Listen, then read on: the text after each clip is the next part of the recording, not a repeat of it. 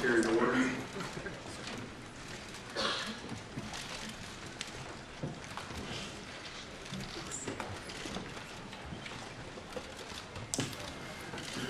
Director Comey, I appreciate your willingness to appear before the committee today, and more importantly, I thank you for your dedicated service and leadership to the Federal Bureau of Investigation.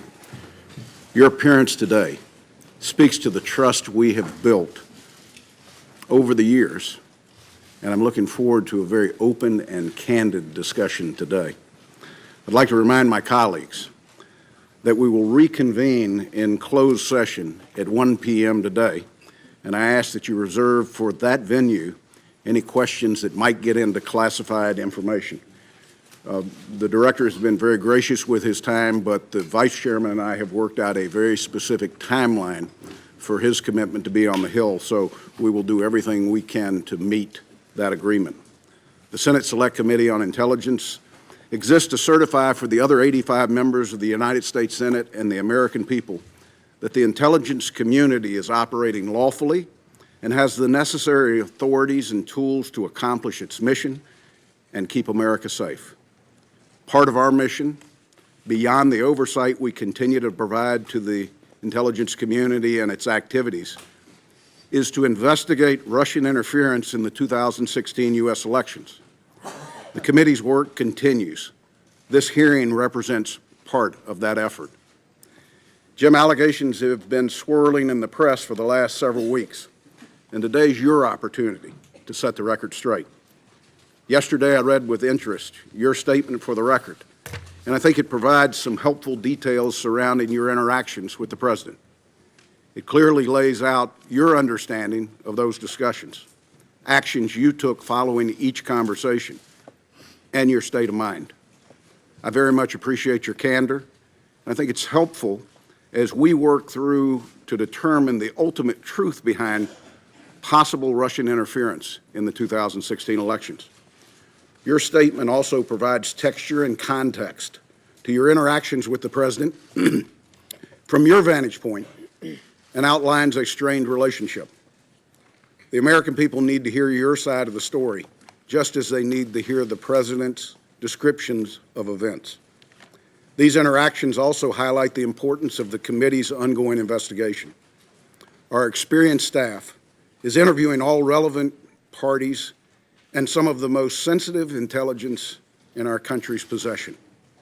We will establish the facts, separate from rampant speculation, and lay them out for the American people to make their own judgment.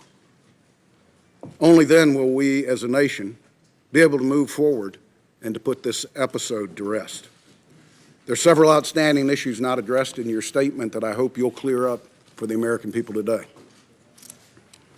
Did the President's request for loyalty, your impression that the one-on-one dinner of January 27th was, and I quote, at least in part, an effort to create some sort of patronage relationship, or his March 30th phone call asking what you could do to lift the cloud of Russia investigation in any way, alter your approach of the FBI's investigation into General Flynn, or the broader investigation into Russia and possible links to the campaign? In your opinion, did potential Russian efforts to establish links with individuals in the Trump orbit rise to the level we could define as collusion, or was it a counterintelligence concern?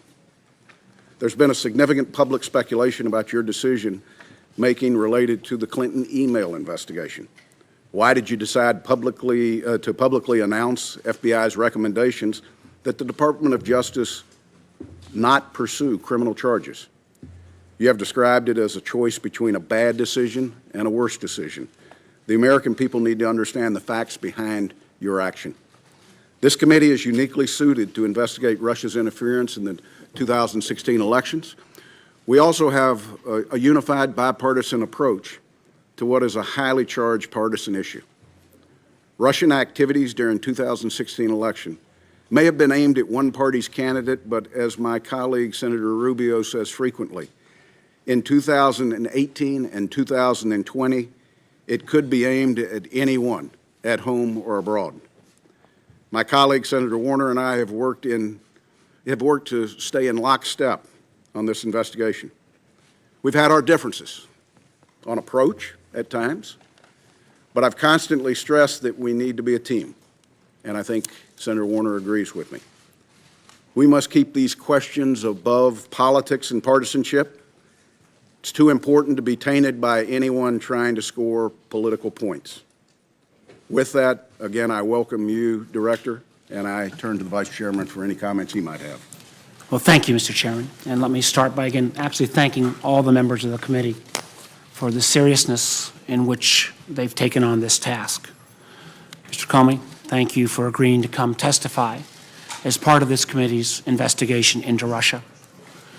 I realize that this hearing has been obviously the focus of a lot of Washington in the last few days. But the truth is, many Americans who may be tuning in today probably haven't focused on every twist and turn of the investigation. So I'd like to briefly describe, at least from this senator's standpoint, what we already know and what we're still investigating. To be clear, this investigation is not about relitigating the election. It's not about who won or lost, and it sure as heck is not about Democrats versus Republicans. We're here because a foreign adversary attacked us right here at home, plain and simple, not by guns or missiles, but by foreign operatives seeking to hijack our most important democratic process, our presidential election.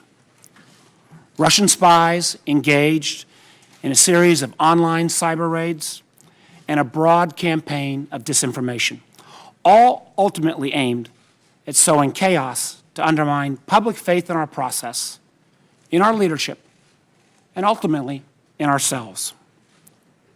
And that's not just this senator's opinion. It is the unanimous determination of the entire U.S. intelligence community. So we must find out the full story, what the Russians did, and candidly, as some other colleagues have mentioned, why they were so successful. And more importantly, we must determine the necessary steps to take to protect our democracy and ensure they can't do it again. Chairman mentioned elections in 2018 and 2020. In my home state of Virginia, we have elections this year in 2017. Simply put, we cannot let anything or anyone prevent us from getting to the bottom of this. Now, Mr. Comey, let me say at the outset, we haven't always agreed on every issue. In fact, I've occasionally questioned some of the actions you've taken. But I've never had any reason to question your integrity, your expertise, or your intelligence. You've been a straight shooter with this committee and have been willing to speak truth to power, even at the risk of your own career, which makes the way in which you were fired by the president ultimately shocking. Recall, we began this entire process with the president and his staff first denying that the Russians were ever involved and then falsely claiming that no one from his team was ever in touch with any Russians. We know that's just not the truth. Numerous Trump associates had undisclosed contacts with Russians before and after the election, including the president's attorney general, his former national security advisor, and his current senior advisor, Mr. Kushner. That doesn't even begin to count the host of additional campaign associates and advisors who've also been caught up in this massive web. We saw Mr. Trump's campaign manager, Mr. Manafort, forced to step down over ties to Russian-backed entities. The national security advisor, General Flynn, had to resign over his lies about engagements with the Russians. And we saw the candidate himself express an odd and unexplained affection for the Russian dictator while calling for the hacking of his opponent. There's a lot to investigate. Enough, in fact, that then Director Comey publicly acknowledged that he was leading an investigation into those links between Mr. Trump's campaign and the Russian government. As the director of the FBI, Mr. Comey was ultimately responsible for conducting that investigation. which might explain why you're sitting now as a private citizen. What we didn't know was at the same time that this investigation was proceeding, the President himself appears to have been engaged in an effort to influence, or at least co-opt, the Director of the FBI. The testimony that Mr. Comey has submitted for today's hearing is very disturbing. For example, on January 27th, after summoning Director Comey to dinner, the President appears to have threatened the Director's job while telling him, quote, "I need loyalty. I expect loyalty." At a later meeting, on February 14th, the President asked the Attorney General to leave the Oval Office so that he could privately ask Director Comey, again, quote, "to see way clear to letting Flynn go." That is a statement that Director Comey interpreted as a request that he drop the investigation connected to General Flynn's false statements. Think about it. The President of the United States asking the FBI Director to drop an ongoing investigation. And after that, the President called the FBI Director on 2 additional occasions, March 30th and April 11th, and asked him again, quote, to lift the cloud on the Russia investigation. Now, Director Comey denied each of these improper requests. The loyalty pledge, the admonition to drop the Flynn investigation, the request to lift the cloud on the Russia investigation. Of course, after his refusals, Director Comey was fired. The initial explanation for the firing didn't pass any smell test. Somehow Director Comey was fired because he didn't treat Hillary Clinton appropriately. Of course, that explanation lasted about a day because the President himself then made very clear that he was thinking about Russia when he decided to fire Director Comey. Shockingly, reports suggest that the President admitted as much in an Oval Office meeting with the Russians the day after Director Comey was fired. Disparaging our country's top law enforcement official as a quote-unquote nut job, the President allegedly suggested that his firing relieved great pressure on his feelings about Russia. This is not happening in isolation. At the same time the President was engaged in these efforts with Director Comey, he was also, at least allegedly, asking senior leaders of the intelligence community to downplay the Russian investigation or to intervene with the Director. Yesterday, we had DNI Director Coates and NSA Director Admiral Rogers, who were offered a number of opportunities to flatly deny those press reports. They expressed their opinions, but they did not take that opportunity to deny those reports. They did not take advantage of that opportunity. In my belief, that's not how the President of the United States should behave. Regardless of the outcome of our investigation into the Russia links, Director Comey's firing and his testimony raise separate and troubling questions that we must get to the bottom of. Again, as I said at the outset, I've seen firsthand how seriously every member of this committee is taking his work. I'm proud of the committee's efforts so far. Let me be clear. This is not a witch hunt. This is not fake news. It is an effort to protect our country from a new threat that, quite honestly, will not go away anytime soon. So, Mr. Comey, your testimony here today will help us move towards that goal. I look forward to that testimony. Thank you, Mr. Chairman. Thank you, Vice Chairman. Director, as discussed, when you agreed to appear before the committee, it would be under oath. I'd ask you to please stand, raise your right hand. Do you solemnly swear to tell the truth, the whole truth, and nothing but the truth, so help you God? Please be seated. Director Comey, you're now under oath. And I would just note to members, you will be recognized by seniority for a period up to 7 minutes. And again, it is the intent to move to a closed session no later than 1 p.m. With that, Director Comey, you are recognized. You have the floor for as long as you might need. Thank you, Mr. Chairman. Ranking Member Warner, members of the committee, thank you for inviting me here to testify today. I've submitted my statement for the record, and I'm not going to repeat it here this morning. I thought I would just offer some very brief introductory remarks, and then I would welcome your questions. When I was appointed FBI Director in 2013, I understood that I served at the pleasure of the President. Even though I was appointed to a 10-year term, which Congress created in order to underscore the importance of the FBI being outside of politics and independent, I understood that I could be fired by a president for any reason or for no reason at all.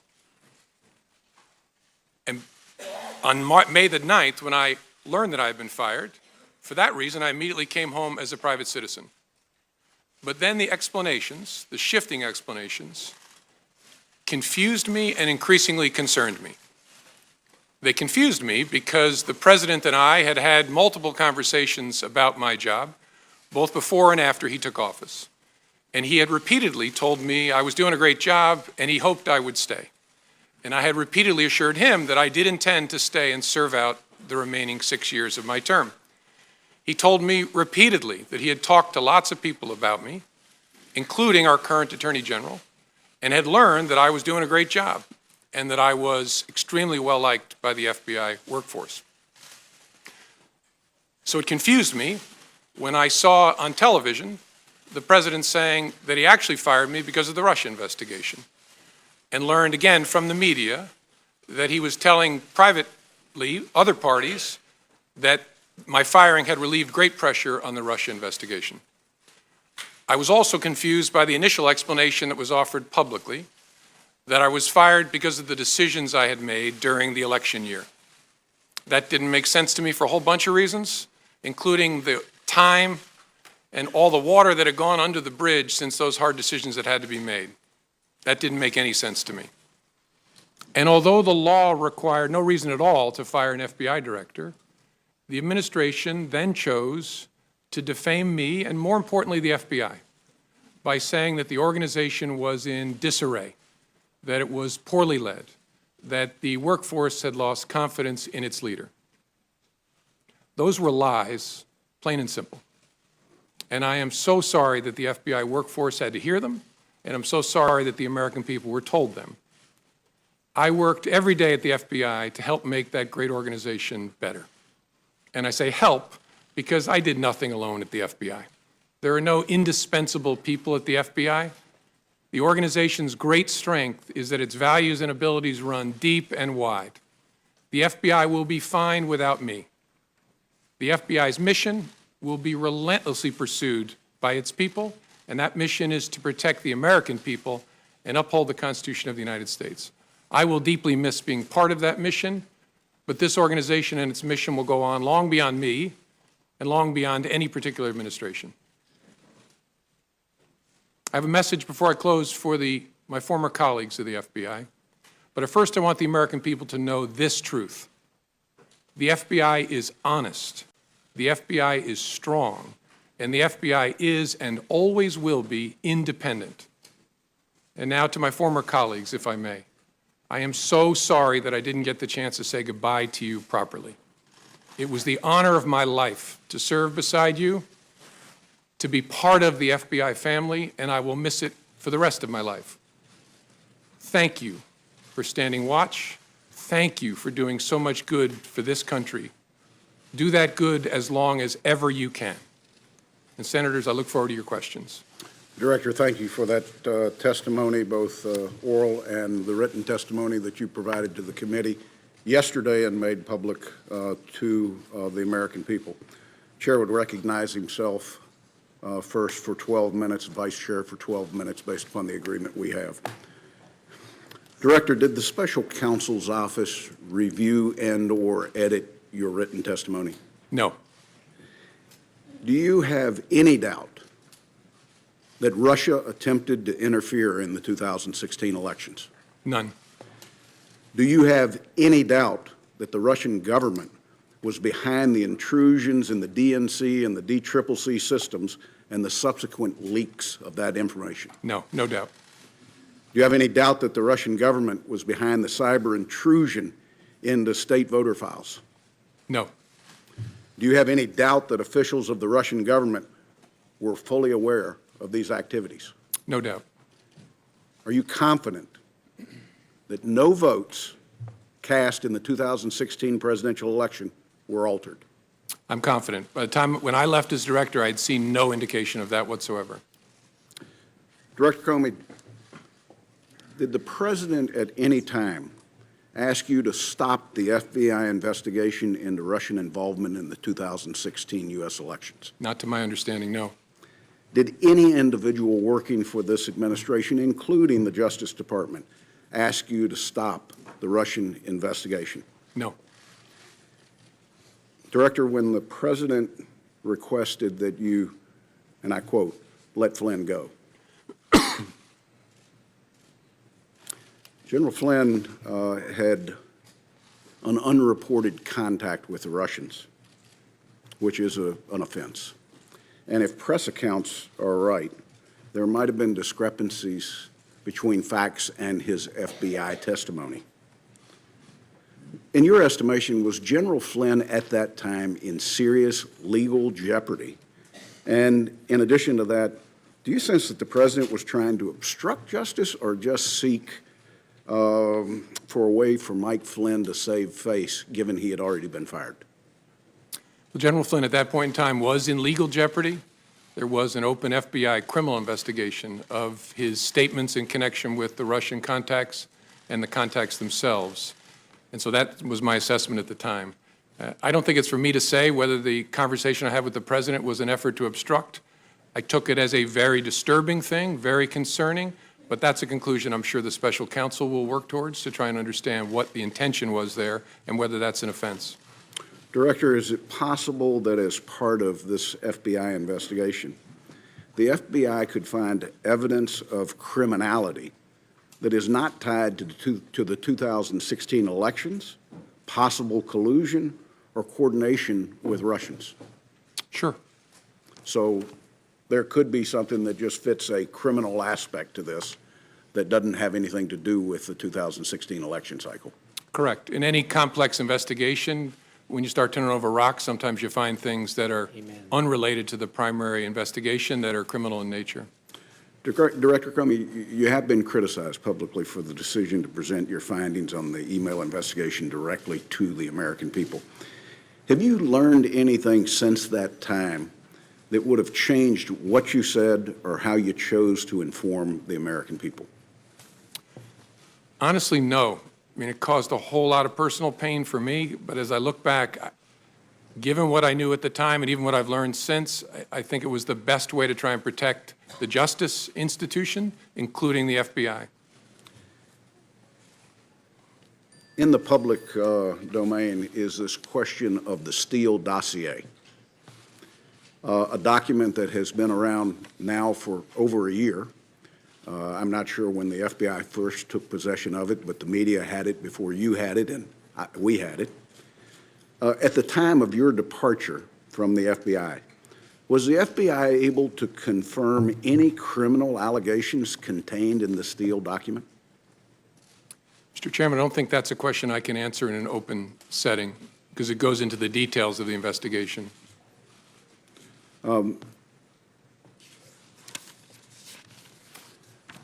Director, the term we hear most often is collusion. When people are describing possible links between Americans and Russian government entities related to the interference in our election, would you say that it's normal for foreign governments to reach out to members of an incoming administration? Yes. At what point does the normal contact cross the line into an attempt to recruit agents or influence or spies? Difficult to say in the abstract. It depends upon the context, whether there's an effort to keep it covert, or what the nature of the requests made of the American by the foreign government are. It's a judgment call based on a whole lot of facts.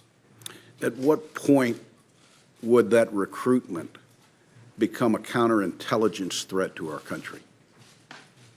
Again, difficult to answer in the abstract, but when a foreign power is using especially coercion or some sort of pressure to try and co-opt an American, especially a government official, to act on its behalf, that's a serious concern to the FBI and at the heart of the FBI's counterintelligence mission.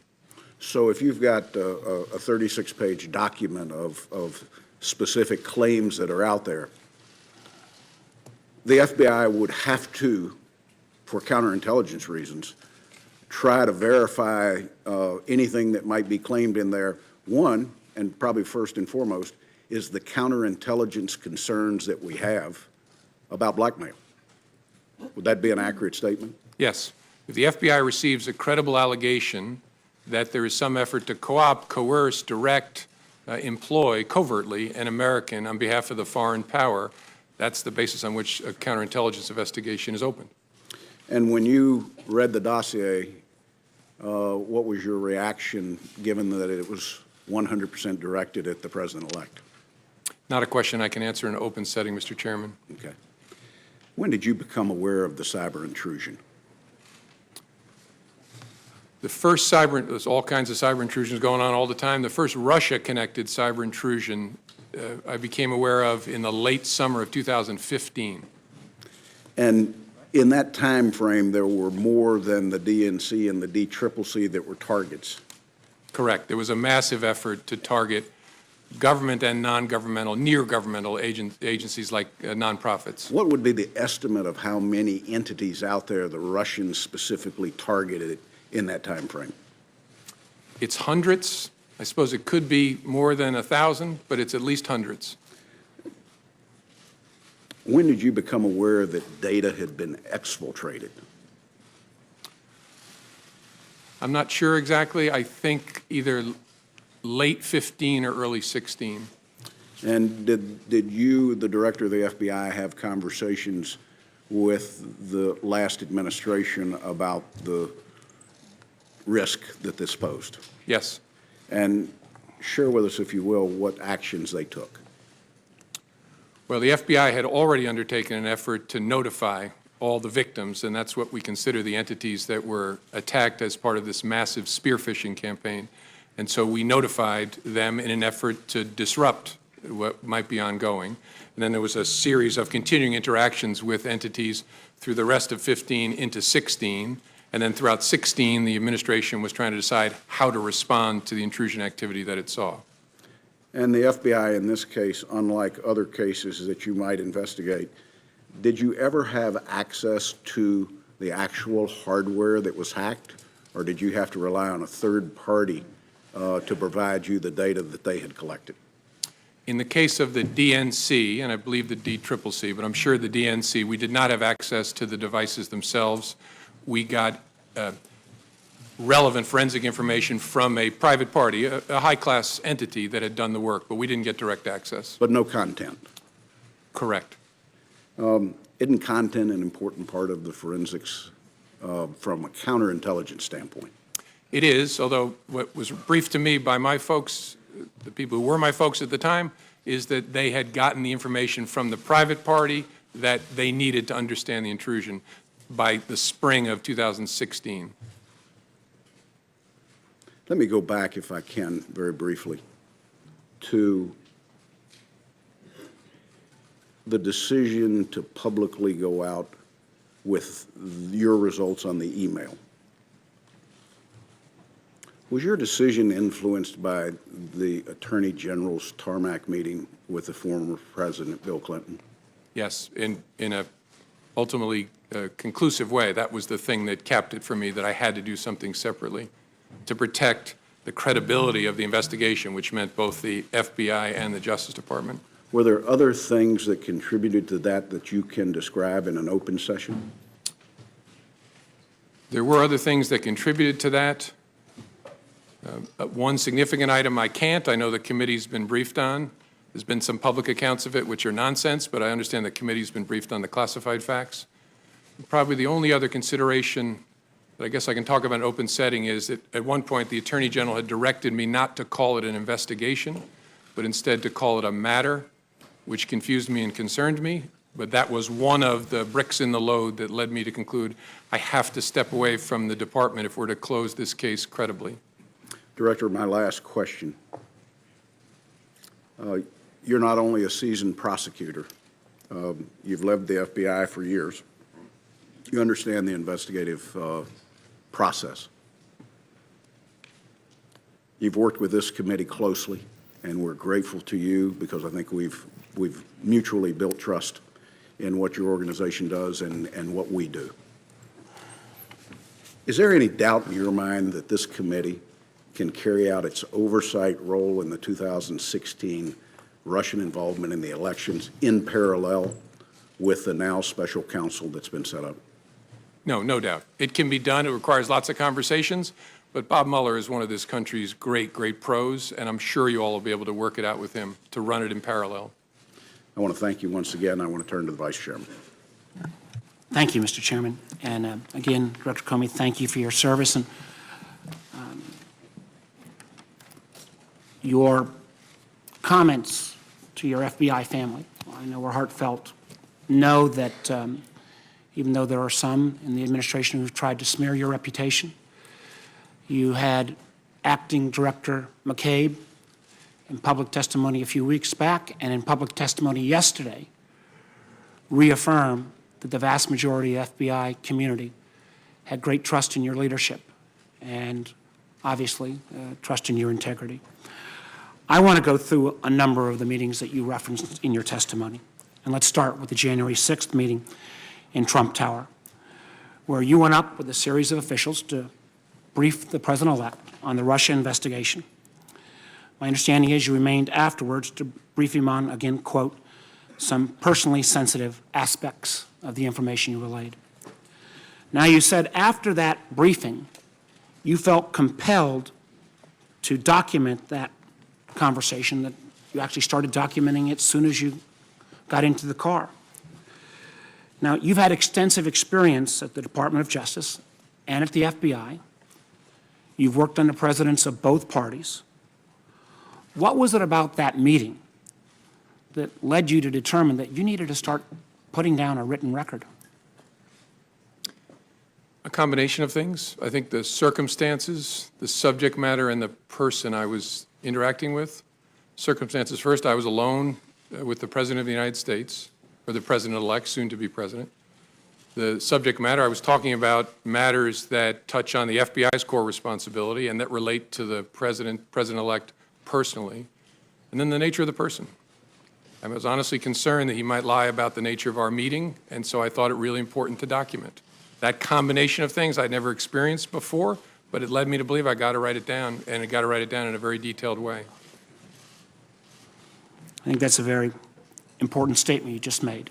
And my understanding is that then, again, unlike your dealings with presidents of either parties in your past experience, in every subsequent meeting or conversation with this president, you created a written record. Did you feel that you needed to create this written record of these memos because they might need to be relied on at some future date?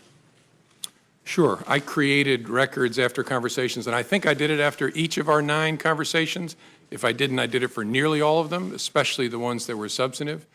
I knew that there might come a day when I would need a record of what had happened, not just to defend myself, but to defend the FBI and our integrity as an institution and the independence of our investigative function. That's what made this so difficult, is it was a combination of circumstances, subject matter, and the particular person.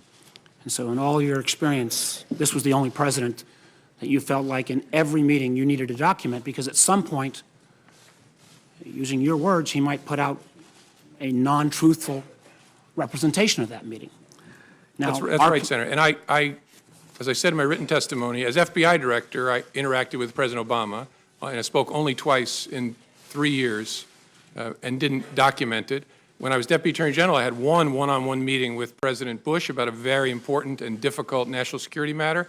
I didn't write a memo documenting that conversation either. Sent a quick email to my staff to let them know there was something going on. But I didn't feel with President Bush the need to document it in that way. Again, because the combination of those factors just wasn't present with either President Bush or President Obama. I think that is very significant. I think others will probably question that. Now, the chairman and I have requested those memos. It is our hope that the FBI will get this committee access to those memos so that, again, we can read that contemporaneous rendition so that we've got your side of the story.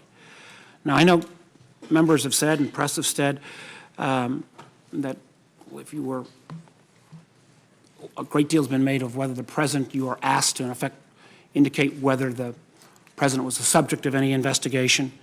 And my understanding is prior to your meeting on January 6th, you discussed with your leadership team whether or not you should be prepared to assure then President-elect Trump that the FBI was not investigating him personally. Now, my understanding is your leadership team agreed with that, but was that a unanimous decision? Was there any debate about that? It wasn't unanimous. One of the members of the leadership team had a view that although it was technically true, we did not have a counterintelligence file case open on then President-elect Trump. His concern was because we're looking at the potential, again, that's the subject of the investigation, coordination between the campaign and Russia, because it was President Trump, President-elect Trump's campaign, this person's view was inevitably his behavior, his conduct will fall within the scope of that work, and so he was reluctant to make the statement that I made. I disagreed. I thought it was fair to say what was literally true. There is not a counterintelligence investigation of Mr. Trump, and I decided in the moment to say it, given the nature of our conversation. At that moment in time, did you ever revisit that as in these subsequent sessions? With the FBI leadership team. team? Sure. With the And the leader who had that view, it didn't change. His view was still that it was probably, although literally true, his concern was it could be misleading because the nature of the investigation was such that it might well touch, obviously it would touch the campaign, and the person at the head of the campaign would be the candidate. And so that was his view throughout. Let me move to the January 27th dinner, where you said, quote, "The president began by asking me whether I wanted to stay on as FBI director. He also indicated that lots of people, again your words, wanted the job." You go on to say that the dinner itself was seemingly an effort to, quote, have you ask him for your job and create some sort of, quote unquote, patronage relationship. The president seems, from my reading of your memo, to be holding your job or your possibility of continuing in your job over your head in a fairly direct way. What was your impression, and what did you mean by this notion of a patronage relationship? Well, my impression, and again, it's my impression, I could always be wrong, but my common sense told me that what was going on is either he had concluded or someone had told him that you've already asked Comey to stay and you didn't get anything for it, and that the dinner was an effort to build a relationship, in fact, he asked specifically, of loyalty in the context of asking me to stay. And as I said, what was odd about that is we'd already talked twice about it by that point, and he'd said, I very much hope you'll stay. I hope you'll stay. In fact, I just remembered sitting here, a third one. When you've seen the picture of me walking across the blue room, and what the president whispered in my ear was, I really look forward to working with you. So after those encounters. And that was just a few days before you were fired. Yeah, that was on the Sunday after the inauguration. The next Friday, I have dinner, and the president begins by wanting to talk about my job. And so I'm sitting there thinking, wait a minute, 3 times you've already asked me to stay or talked about me staying. My common sense, again, I could be wrong, but my common sense told me what's going on here is he's looking to get something in exchange for granting my request to stay in the job. Again, we all understand, I was a governor, I had people work for me, but this constant request, and again, quoting you, him saying that he, despite you explaining your independence, he kept coming back to, I need loyalty, I expect loyalty. Had you ever had any of those kind of requests before from anyone else you'd worked for in the government? No. And what made me uneasy was, I'm, at that point, the director of the FBI. The reason that Congress created a 10-year term is so that the director is not feeling as if they're serving with political loyalty owed to any particular person. The statue of justice has a blindfold on because you're not supposed to be peeking out to see whether your patron is pleased or not with what you're doing. It should be about the facts and the law. That's why I became FBI director, to be in that kind of position. So that's why I was so uneasy. Well, let me move on. My time's running out. February 14th, again, it seems a bit strange. You were in a meeting, and your direct superior, the Attorney General, was in that meeting as well, yet the President asked everyone to leave, including the Attorney General to leave, before he brought up the matter of General Flynn. What was your impression of that type of action? Had you ever seen anything like that before? No. My impression was something big is about to happen. I need to remember every single word that is spoken. And again, I could be wrong. I'm 56 years old. I've been seen a few things. My sense was the Attorney General knew he shouldn't be leaving, which is why he was lingering. And I don't know Mr. Kushner well, but I think he picked up on the same thing. And so I knew something was about to happen that I needed to pay very close attention to. And I found it very interesting that in the memo that you wrote after this February 14th pull-aside, you made clear that you wrote that memo in a way that was unclassified. If you affirmatively made the decision to write a memo that was unclassified, was that because you felt at some point the facts of that meeting would have to come clean and come clear and actually be able to be cleared in a way that could be shared with the American people? Well, I remember thinking this is a very disturbing development, really important to our work. I need to document it and preserve it in a way, and this committee gets this, but sometimes when things are classified, it tangles them up. It's hard Amen. to share it within an investigative team. You have to be very careful about how you handle it for good reason.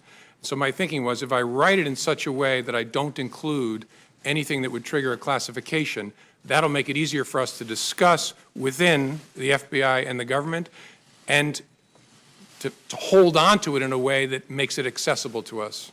Well, again, it's our hope, particularly since you're a pretty knowledgeable guy and you wrote this in a way that was unclassified, that this committee will get access to that unclassified document. I think it would be very important to our investigation. Let me just ask this in closing. How many ongoing investigations at any time does the FBI have? Tens of thousands. Tens of thousands. Did the President ever ask about any other ongoing investigation? No. Did he ever ask about you trying to interfere on any other investigation? No. I think, again, this speaks volumes. This doesn't even get to the questions around the phone calls about lifting the cloud. I know other members will get to that, but I really appreciate your testimony and appreciate your service to our nation. Thank you, Senator Warner. You know, I'm sitting here going through my contacts with him. I had one conversation with the President that was classified where he asked about an ongoing intelligence investigation. It was brief and entirely professional. But he didn't ask you to take any specific Oh, no. action on that? No. Unlike what he had done vis-a-vis Mr. Flynn and the overall Russia investigation? Correct. Thank you, sir. Senator Risch. Thank you very much.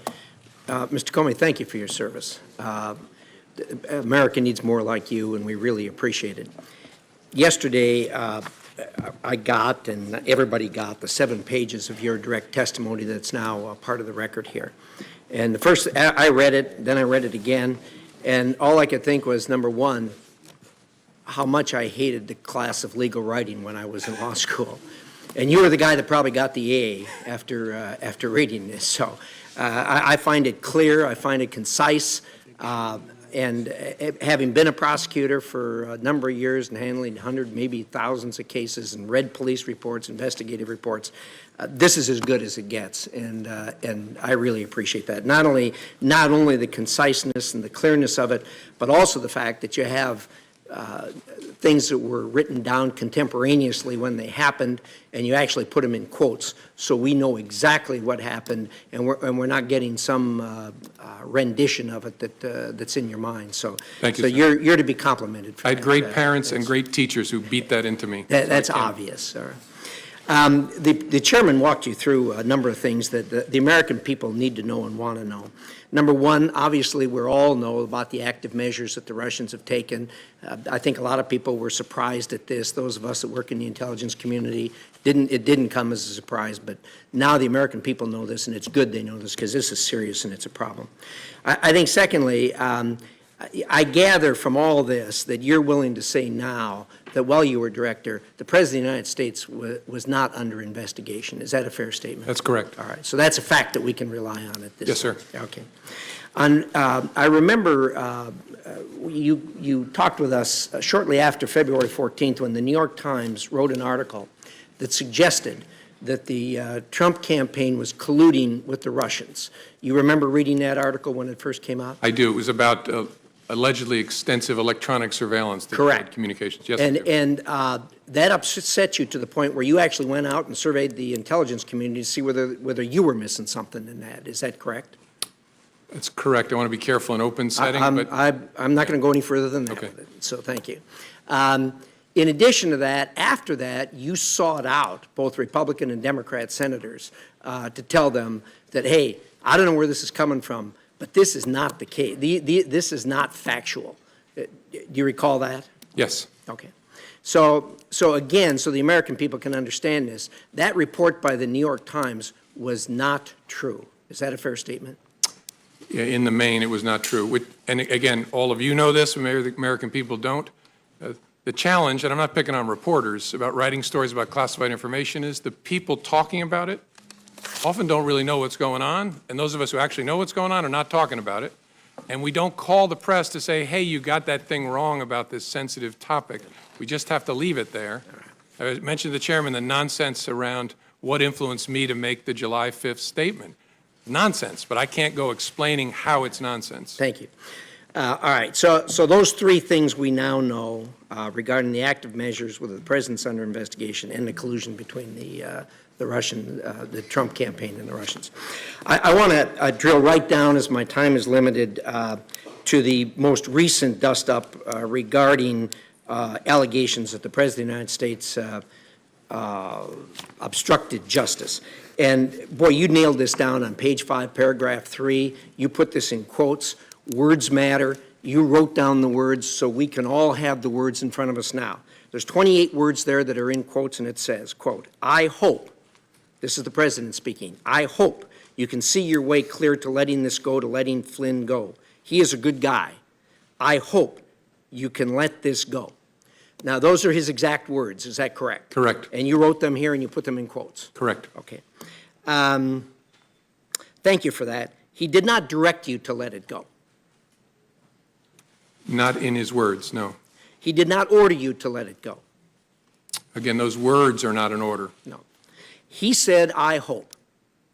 Now, like me, you probably did hundreds of cases, maybe thousands of cases, charging people with criminal offenses.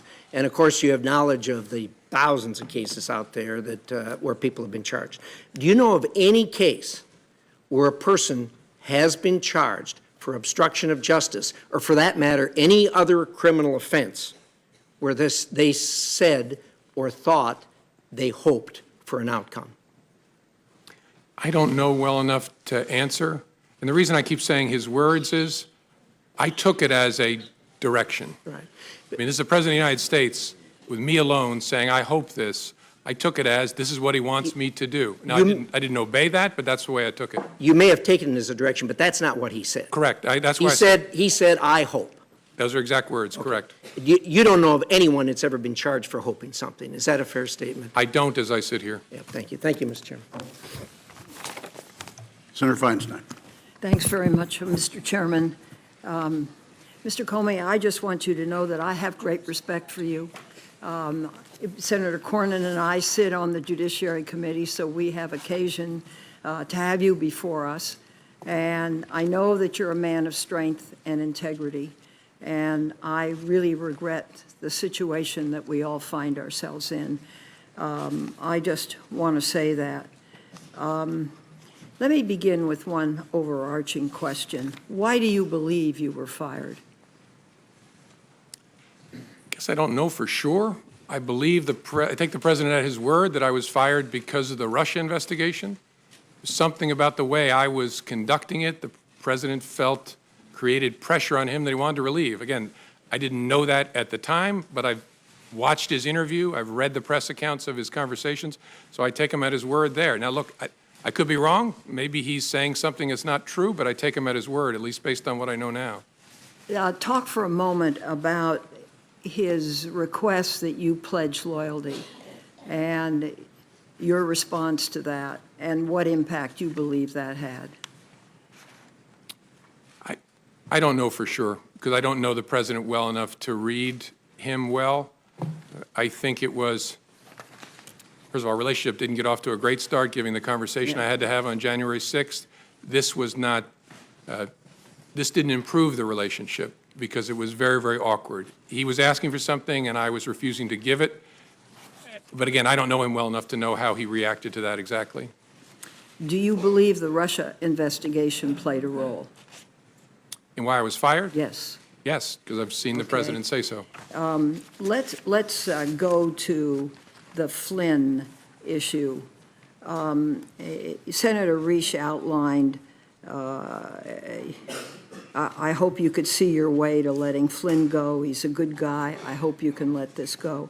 But you also said in your written remarks, and I quote, that you had understood the president to be requesting that we drop any investigation of Flynn in connection with false statements about his conversations with the Russian ambassador in December, end quote. Please go into that with more detail. Well, the context and the president's words are what led me to that conclusion. As I said in my statement, I could be wrong, but Flynn had been forced to resign the day before. And the controversy around General Flynn at that point in time was centered on whether he had lied to the vice president about the nature of his conversations with the Russians, whether he had been candid with others in the course of that.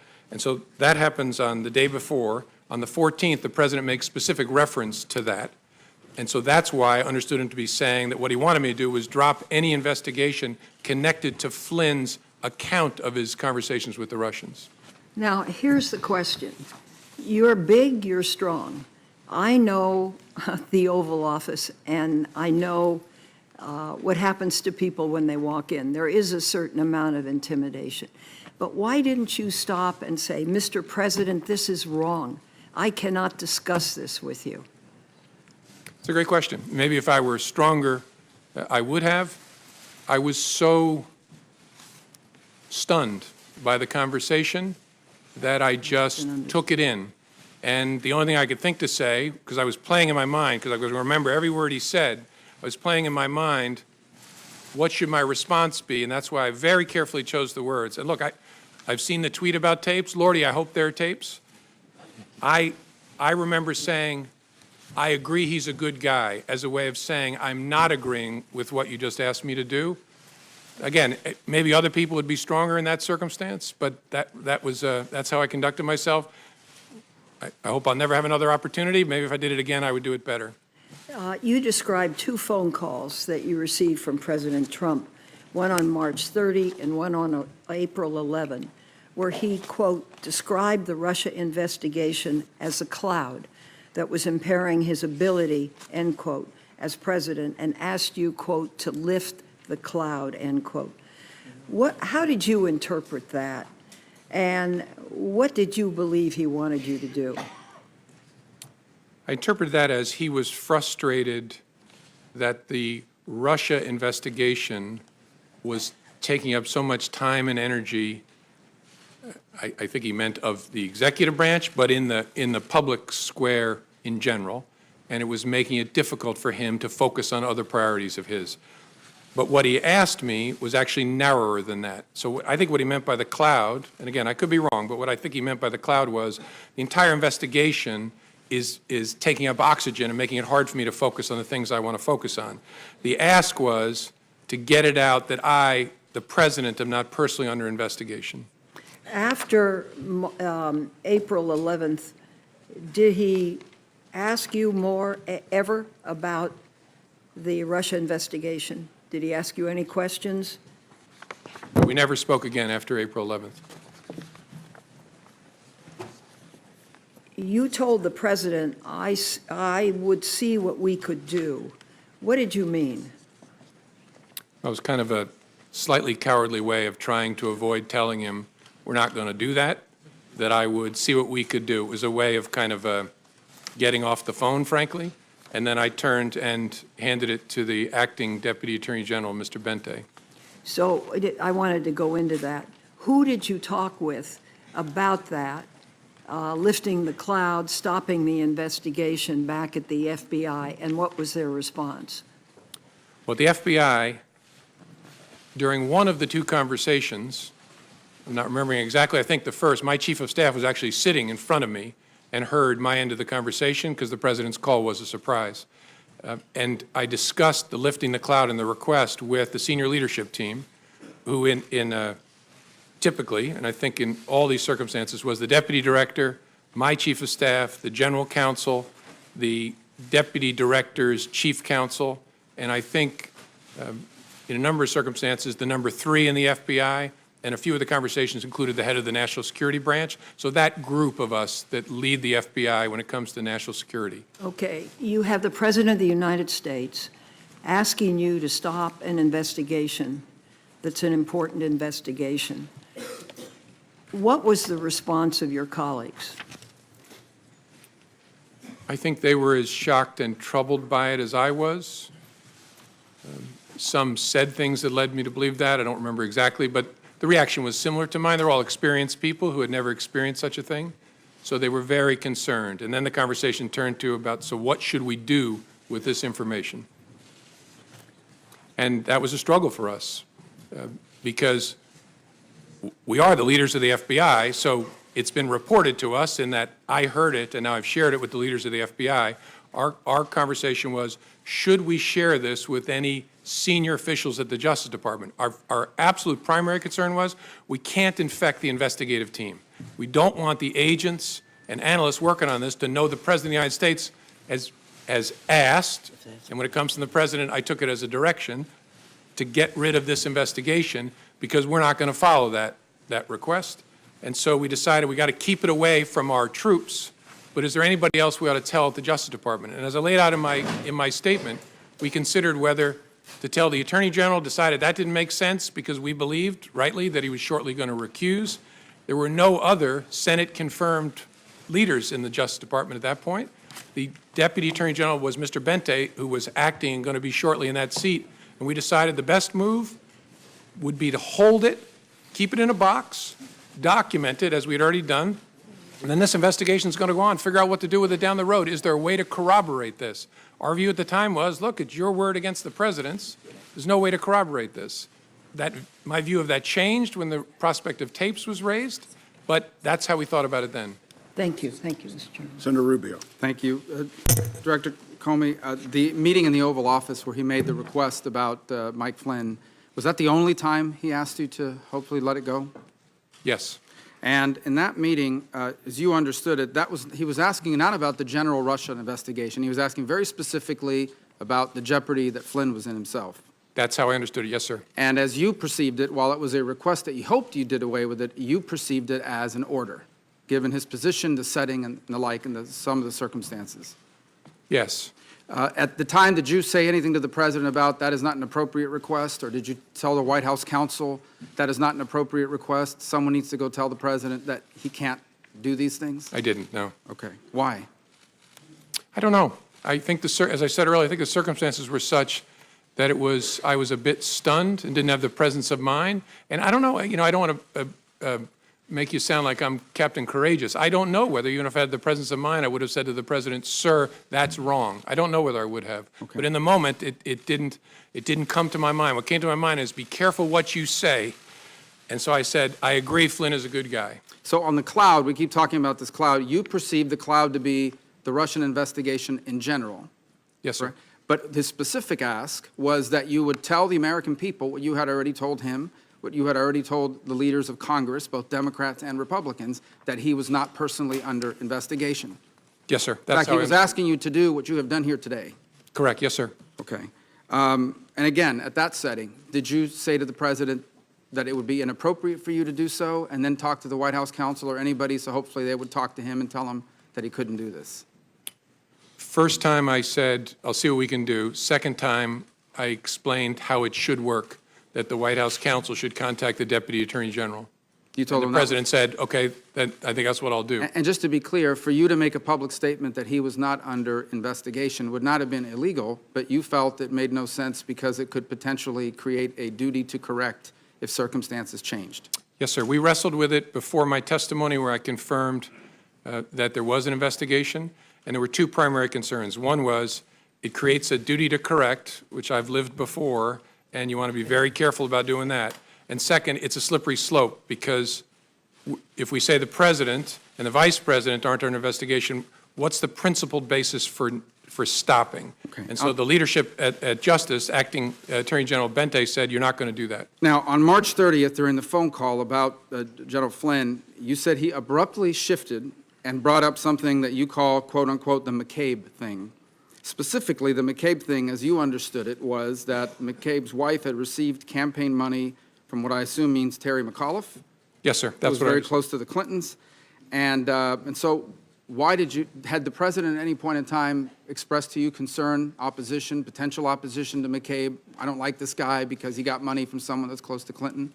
He had asked me during previous conversations about Andy McCabe and said, in essence, how's he going to be with me as president? I was pretty rough on him on the campaign trail. He was And rough on McCabe? He was rough, by his own account. He said he was rough on McCabe and Mrs. McCabe on the campaign trail. How's he going to be? And I assured the president, Andy is a total pro. No issue at all. You got to know the people of the FBI. They are not. So then the president turns to you and says, remember, I never brought up the McCabe thing because you said he was a good guy. Did you perceive that to be a statement that I took care of you, I didn't do something because you told me he was a good guy, so now, I'm asking you potentially for something in return? Is that how you perceived it? I wasn't sure what to make of it, honestly. That's possible, but it was so out of context that I didn't have a clear view of what it was. Now, on a number of occasions here, you bring up, let's talk now about the general Russia investigation, okay? In page 6 of your testimony, you say, the first thing you say is, he asked what we could do to, quote-unquote, lift the cloud, the general Russia investigation, and you responded that we were investigating the matter as quickly as we could and that there would be great benefit if we didn't find anything to having done the work well, and he agreed. He reemphasized the problems it was causing him, but he agreed. So in essence, the president agreed with your statement that it would be great if we could have an investigation, all the facts came out, and we found nothing. So he agreed that that would be ideal, but this cloud is still messing up my ability to do the rest of my agenda. Is that an accurate assessment of? Yes, sir. He actually went farther than that. He said, and if some of my satellites did something wrong, it'd be good to find that out. Well, that's the second part, and that is the satellites. He said if one of my satellites, I imagine by that he meant some of the other people surrounding his campaign did something wrong, it would be great to know that as well. Yes, sir. That's what he said. So are those the only two instances in which that sort of back and forth happened, where the president was basically saying, and I'm paraphrasing here, it's okay, do the Russia investigation, I hope it all comes out, I have nothing to do with anything Russia. It'd be great if it all came out, if people around me were doing things that were wrong. Yes, as I recorded it accurately there, that was the sentiment he was expressing. Yes, sir. So what it bears it comes down to is the president has asked three things of you. He asked for your loyalty, and you said you would be loyally honest. Honestly loyal. Honestly loyal. He asked you on one occasion to let the Mike Flynn thing go because he was a good guy. By the way, you're aware that he said the exact same thing in the press the next day. He's a good guy, he's been treated unfairly, et cetera, et cetera. So I imagine your FBI agents read that. I'm sure they did. The president's wishes were known to them, certainly by the next day when he had a press conference with the prime minister. But going back, the three requests were, number one, be loyal. Number two, let the Mike Flynn thing go. He's a good guy. He's been treated unfairly. And number three, can you please tell the American people what these leaders in Congress already know, what you already know, what you've told me 3 times, that I'm not personally under investigation? Those are the 3 things he asked. Yes, sir. This investigation is full of leaks left and right. I mean, we've learned more from the newspapers sometimes than we do from our open hearings, for sure. Do you ever wonder why, of all the things in this investigation, the only thing that's never been leaked is the fact that the president was not personally under investigation, despite the fact that both Democrats and Republicans and the leadership of Congress knew that and have known that for weeks? I don't know. I find matters that are briefed to the Gang of 8 are pretty tightly held, in my experience. Finally, who are those senior leaders at the FBI that you shared these conversations with? As I said in response to Senator Feinstein's question, Deputy Director, my Chief of Staff, General Counsel, the Deputy Director's Chief Counsel, and then more often than not, the number 3 person at the FBI who's the Associate Deputy Director, and then quite often the head of the National Security Branch. Senator Wyden. Thank you, Mr. Chairman. Mr. Comey, welcome. You and I have had significant policy differences over the years, particularly protecting Americans' access to secure encryption. but I believe the timing of your firing stinks. And yesterday you put on the record testimony that demonstrates why the odor of presidential abuse of power is so strong. Now to my questions. In talking to Senator Warner about this dinner that you had with the president, I believe January 27th, all in one dinner, the president raised your job prospects, he asked for your loyalty, and denied allegations against him. All took place over one supper. Now, you told Senator Warner that the president was looking to, quote, get something. Looking back, did that dinner suggest that your job might be contingent on how you handled the investigation? I don't know that I'd go that far. I got the sense my job would be contingent upon how he felt excuse me, how he felt I conducted myself and whether I demonstrated loyalty. But I don't know whether I go so far as to connect it to the You said investigation. the president was trying to create some sort of patronage relationship. In a patronage relationship, isn't the underling expected to behave in a manner consistent with the wishes of the boss? Yes. Okay. Or at least consider how what you're doing will affect the boss as a significant consideration. Let me turn to the Attorney General. In your statement, you said that you and the FBI leadership team decided not to discuss the president's actions with Attorney General Sessions, even though he had not recused himself. What was it about the Attorney General's own interactions with the Russians or his behavior with regard to the investigation that would have led the entire leadership of the FBI to make this decision?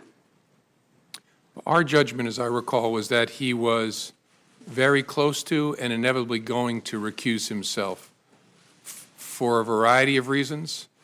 We also were aware of facts that I can't discuss in an open setting that would make his continued engagement in a Russia-related investigation problematic. And so we were convinced, and in fact, I think we'd already heard that the career people were recommending that he recuse himself, that he was not going to be in contact with Russia-related matters much longer. And that turned out to be the case. How would you characterize Attorney General Sessions' adherence to his recusal, in particular with regard to his involvement in your firing, which the President has acknowledged was because of the Russian investigation? That's a question I can't answer. I think it's a reasonable question. If, as the President said, I was fired because of the Russia investigation, why was the Attorney General involved in that chain? I don't know. And so I don't have an answer for the question. Your testimony was that the President's request about Flynn could infect the investigation. Had the President got what he wanted and what he asked of you, what would have been the effect on the investigation? Well, we would have closed any investigation of General Flynn in connection with his statements about and encounters with Russians in the late part of December. So we would have dropped an open criminal investigation. So, in effect, when you talk about infecting the enterprise, you would have dropped something major that would have spoken to the overall ability of the American people to get the facts. Correct. And as good as our people are, our judgment was we don't want them hearing that the President of the United States wants this to go away because it might have an effect on their ability to be fair and impartial and aggressive. Now, the acting Attorney General Yates found out that Michael Flynn could be blackmailed by the Russians, and she went immediately to warn the White House. Flynn is gone, but other individuals with contacts with the Russians are still in extremely important positions of power. Should the American people have the same sense of urgency now with respect to them? I think all I can say, Senator, is The special counsel's investigation is very important. Understanding what efforts there were or are by the Russian government to influence our government is a critical part of the FBI's mission. So, and you've got the right person in Bob Mueller to lead it. So it's a very important piece of work. Vice President Pence was the head of the transition. To your knowledge, was he aware of the concerns about Michael Flynn prior to or during General Flynn's tenure as National Security Advisor? I don't, you're asking, including up to the time when Flynn was forced to resign?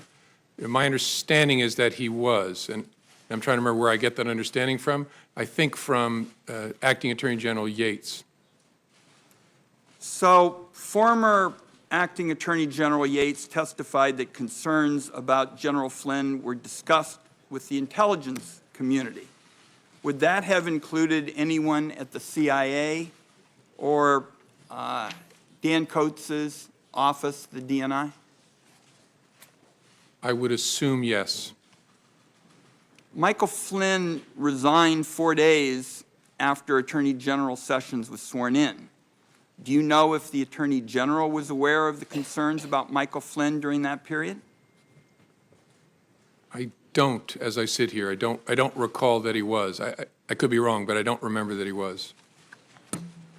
And finally, let's see if you can give us some sense of who recommended your firing. Besides the letters from the Attorney General, the Deputy Attorney General, do you have any information on who may have recommended or have been involved in your firing? I don't. Okay. Thank you, Mr. Chairman. Senator Collins. Thank you, Mr. Chairman. Mr. Comey, let me begin by thanking you for your voluntary compliance with our request to appear before this committee and assist us in this very important investigation. I want first to ask you about your conversations with the president, the 3 conversations in which you told him that he was not under investigation. The first was during your January 6th meeting, according to your testimony, in which it appears that you actually volunteered that assurance. Is that correct? That's correct. Did you limit that statement to counterintelligence investigations, or were you talking about any kind of FBI investigation? I didn't use the term counterintelligence. I was speaking to him and briefing him about some salacious and unverified material. It was in the context of that he had a strong and defensive reaction about that not being true, and my reading of it was important for me to assure him we were not personally investigating him. And so the context then was actually narrower, focused on what I just talked to him about. But it was very important because it was, first, true, and second, I was worried very much about being in kind of a J. Edgar Hoover type situation. I didn't want him thinking that I was briefing him on this to sort of hang it over him in some way. I was briefing him on it because we had been told by the media it was about to launch. We didn't want to be keeping that from him, and if there was he needed to know this was being said. But I was very keen not to leave him with an impression that the Bureau was trying to do something to him, and so that's the context in which I said, sir, we're not personally investigating you. And then and that's why you volunteered the information. Yes, ma'am. Correct. Then on the January 27th dinner, you told the president that he should be careful about asking you to investigate because, quote, you might create a narrative that we are investigating him personally, which we weren't. Again, were you limiting that statement to counterintelligence investigations or more broadly, such as a criminal investigation? The context was very similar. I didn't modify the word investigation. It was, again, he was reacting strongly again to that unverified material, saying, I'm tempted to order you to investigate it. And that, in the context of that, I said, sir, you want to be careful about that because it might create a narrative we're investigating you personally. And then there was the March 30th phone call with the president in which you reminded him that congressional leaders have been briefed that we were not personally, the FBI was not personally investigating President Trump. And again, was that statement to congressional leaders and to the president limited to counterintelligence investigations, or was it a broader statement? I'm trying to understand whether there was any kind of investigation of the president underway. No, I'm sorry. And if I misunderstood, I apologize. We briefed the congressional leadership about what Americans we had opened counterintelligence investigation cases on, and we specifically said the president is not one of those Americans.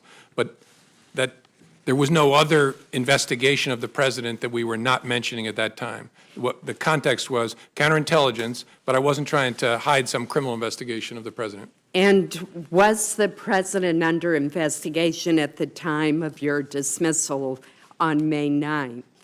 No. I'd like to now turn to the conversations with the president about Michael Flynn, which have been discussed at great length. And first, let me make very clear that the president never should have cleared the room, and he never should have asked you, as you reported, to let it go, to let the investigation go. But I remain puzzled by your response. Your response was, I agree that Michael Flynn is a good guy. You could have said, Mr. President, this meeting is inappropriate. This response could compromise the investigation. You should not be making such a request. It's fundamental to the operation of our government that the FBI be insulated from this kind of political pressure. And you've talked a bit today about that you were stunned by the president making the request. But my question to you is, later on, upon reflection, did you go to anyone at the Department of Justice and ask them to call the White House counsel's office and explain that the president had to have a far better understanding and appreciation of his role vis-a-vis the FBI? In general, I did. I spoke to the Attorney General, and I spoke to the new Deputy Attorney General, Mr. Rosenstein, when he took office, and explained my serious concern about the way in which the president is interacting, especially with the FBI. And I specifically, as I said in my testimony, told the Attorney General, it can't happen that you get kicked out of the room and the president talks to me. But look, in the room, but why didn't we raise the specific?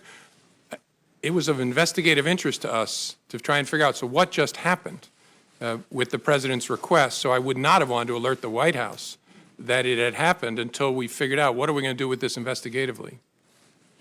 Your testimony was that you went to Attorney General Sessions and said, don't ever leave me alone with him again.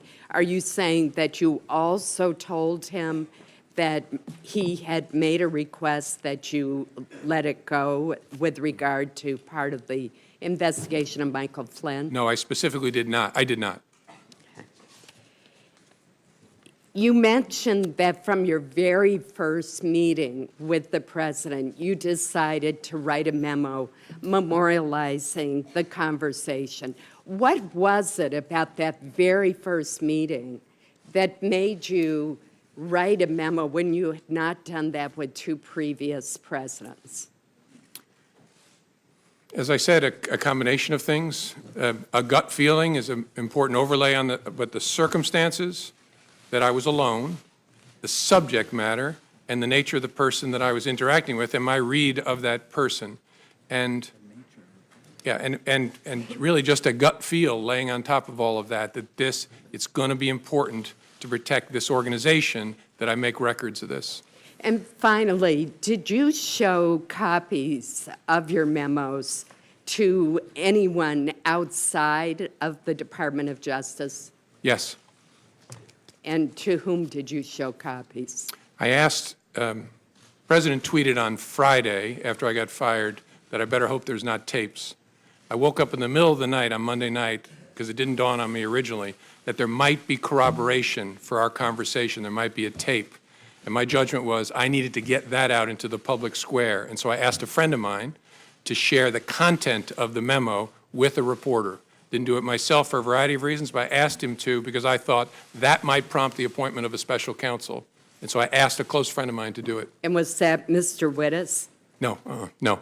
Who was that? A good friend of mine who's a professor at Columbia Law School. Thank you. Senator Heinrich.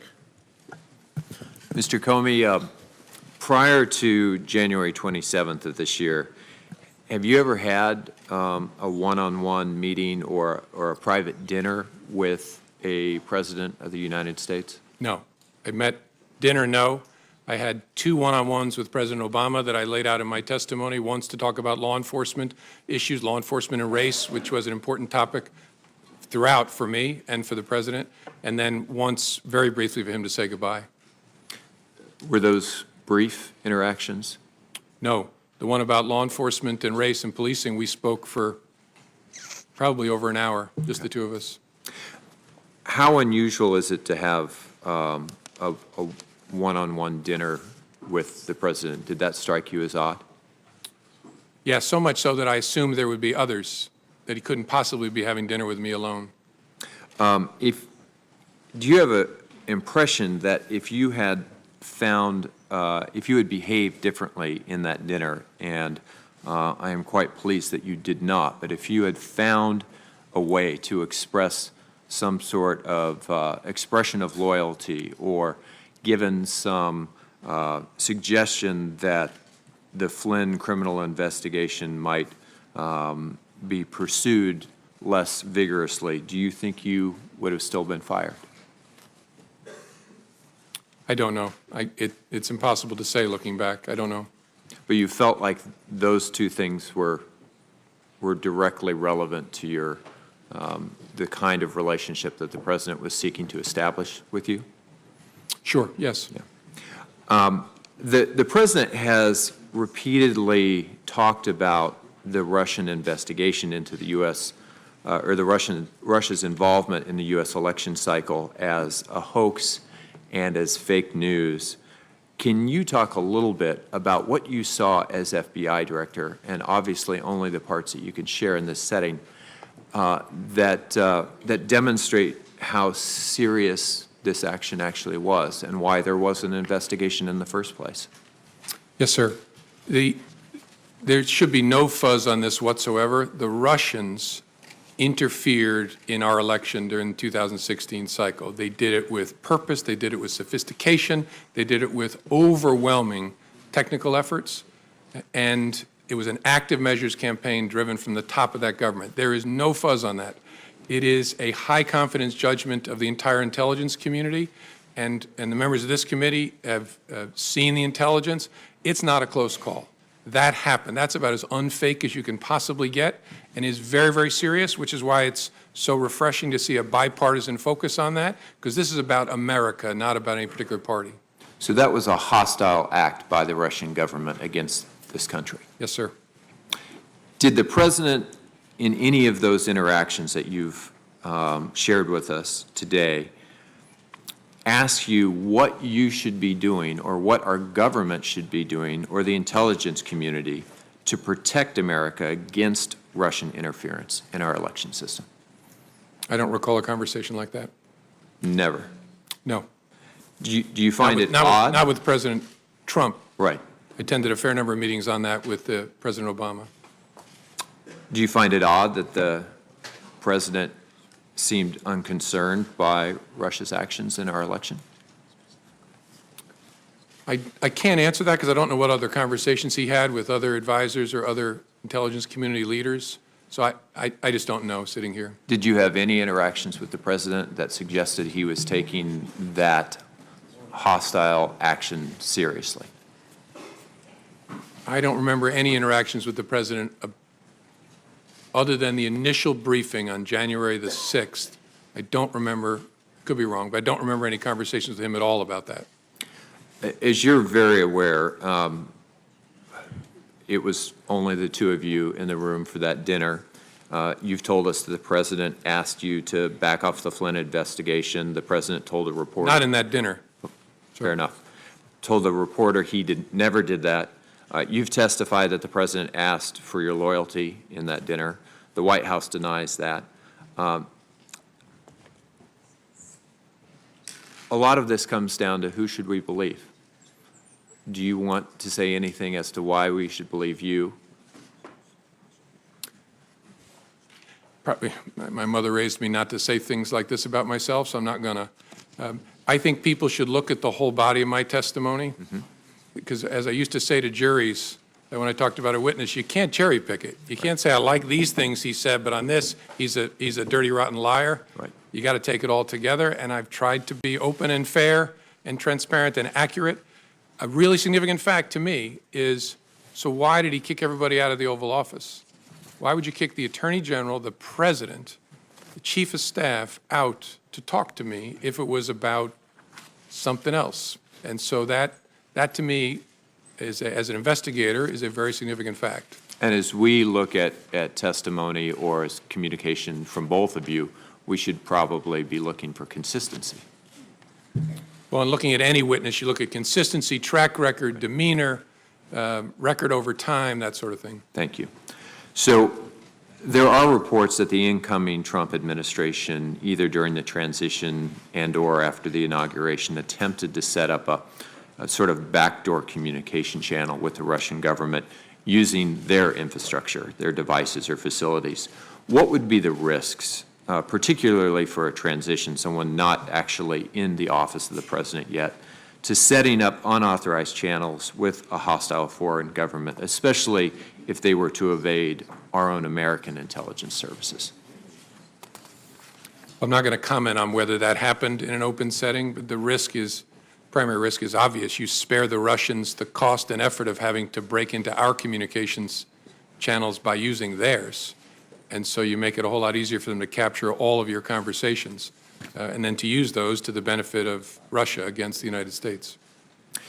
The memos that you wrote, did you write all 9 of them in a way that was designed to prevent them from needing classification?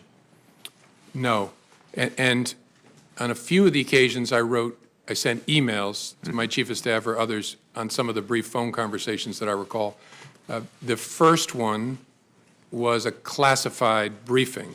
Although it wasn't in a SCIF, it was in a conference room at Trump Tower. It was a classified briefing, and so I wrote that on a classified device. The one I started typing in the car, that was a classified laptop that I started working on. Any reason in a classified environment, in a SCIF, that this committee it would not be appropriate to see those communications from, at least from your perspective as the author? No. Thank you, Mr. Chairman. Senator Blunt. Thank you, Mr. Chairman. Mr. Comey, when you were terminated at the FBI, I said and still continue to feel that you have provided years of great service to the country. I also said that I'd had significant questions over the last year about some of the decisions you made. If the president hadn't terminated your service, would you still be, in your opinion, the director of the FBI today? Yes, sir. So you took as a direction from the president something that you thought was serious and troublesome, but continued to show up for work the next day. Yes, sir. And 6 weeks later, we're telling the president on March the 30th that he was not personally the target of any investigation. Correct. On March the 30th, and I think again on April 11th as well, I told him we're not investigating him personally. That was true. Well, the point to me, the concern to me there is that all these things are going on.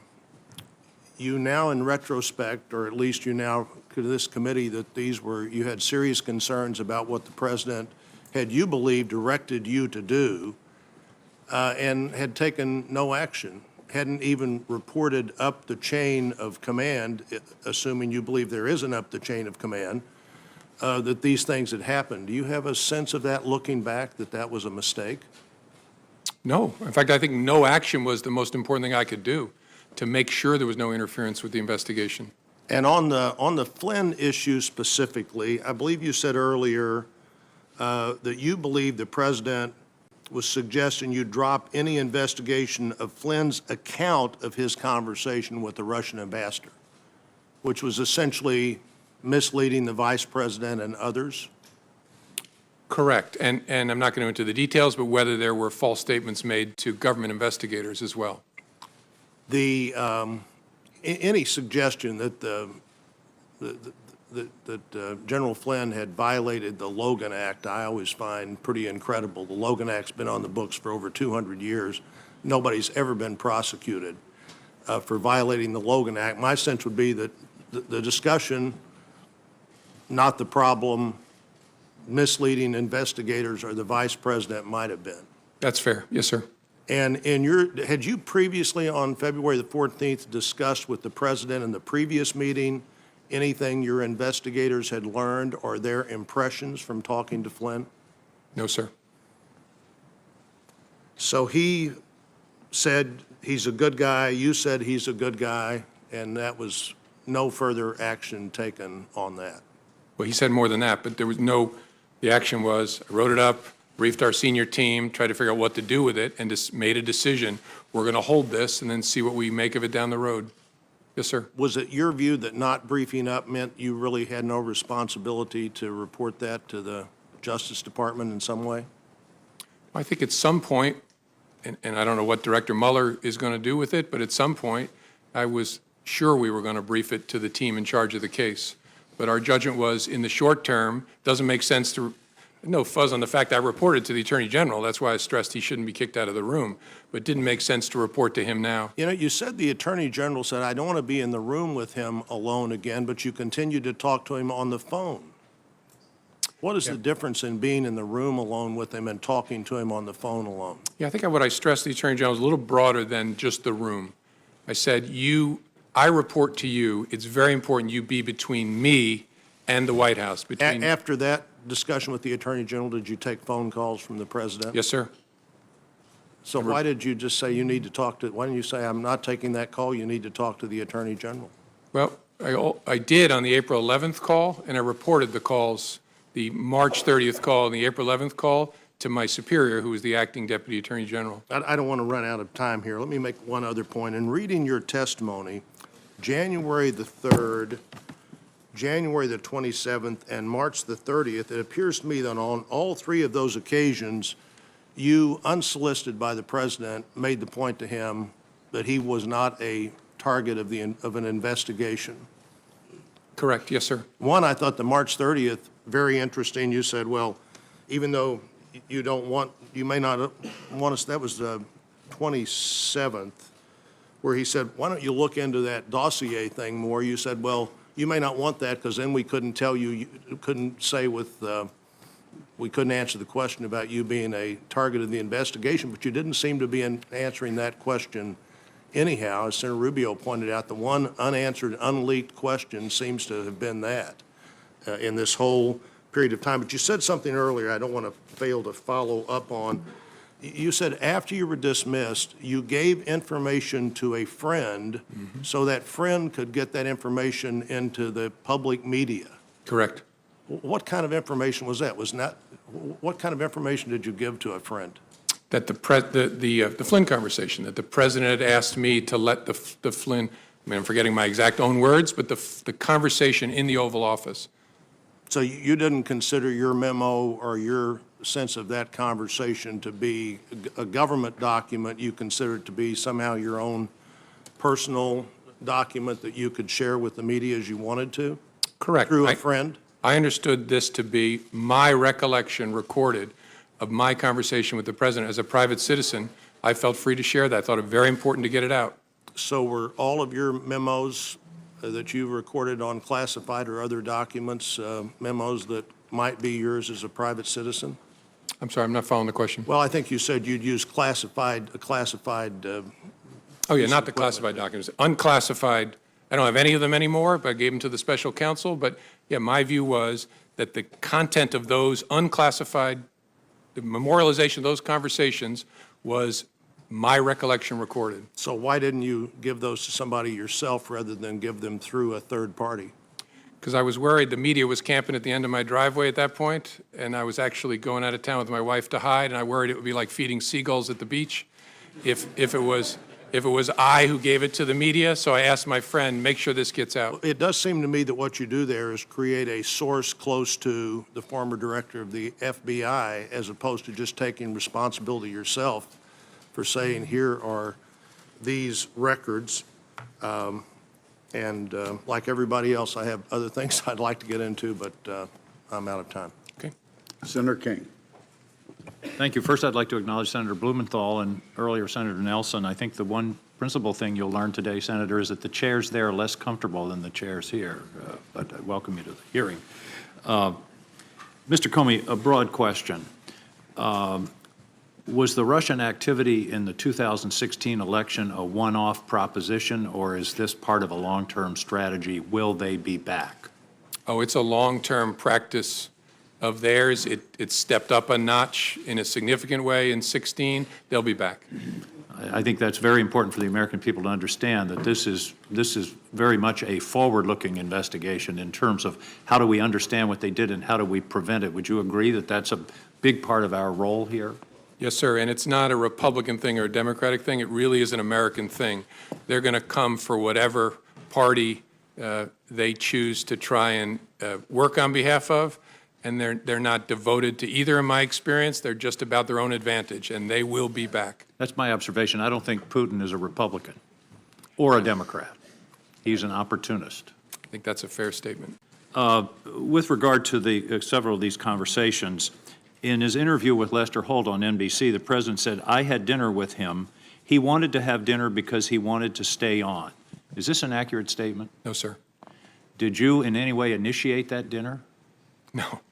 He called me at my desk at lunchtime and asked me, was I free for dinner that night? And called himself and said, can you come over for dinner tonight? And I said, yes, sir. He said, will 6 work? I think he said 6 first. And then he said, I was going to invite your whole family, but we'll do that next time. I wanted you to come over. And is that a good time? I said, sir, whatever works for you. And then he said, how about 6:30? And I said, whatever works for you, sir. And then I hung up and had to call my wife and break a date with her. I was supposed to take her out to dinner that night. That's one of the all-time great excuses for breaking a date. Yeah. In retrospect, I love spending time with my wife. I wish I'd been there that night. That's one question I'm not going to follow up, Mr. Comey. But in that same interview, the president said, in one case I called him and in one case he called me. Is that an accurate statement? No. Did you ever call the president? No. I might. The only reason I'm hesitating is I think there was at least one conversation where I was asked to call the White House switchboard to be connected to him, but I never initiated a communication with the president. And in his press conference on May 18th, the president was asked whether he had urged you to shut down the investigation into Michael Flynn. The president responded, quote, no, no. Next question. Is that an accurate statement? I don't believe it is. Thank you. With regard to the question of him being personally under investigation, does that mean that the dossier is not being reviewed or investigated or followed up on in any way?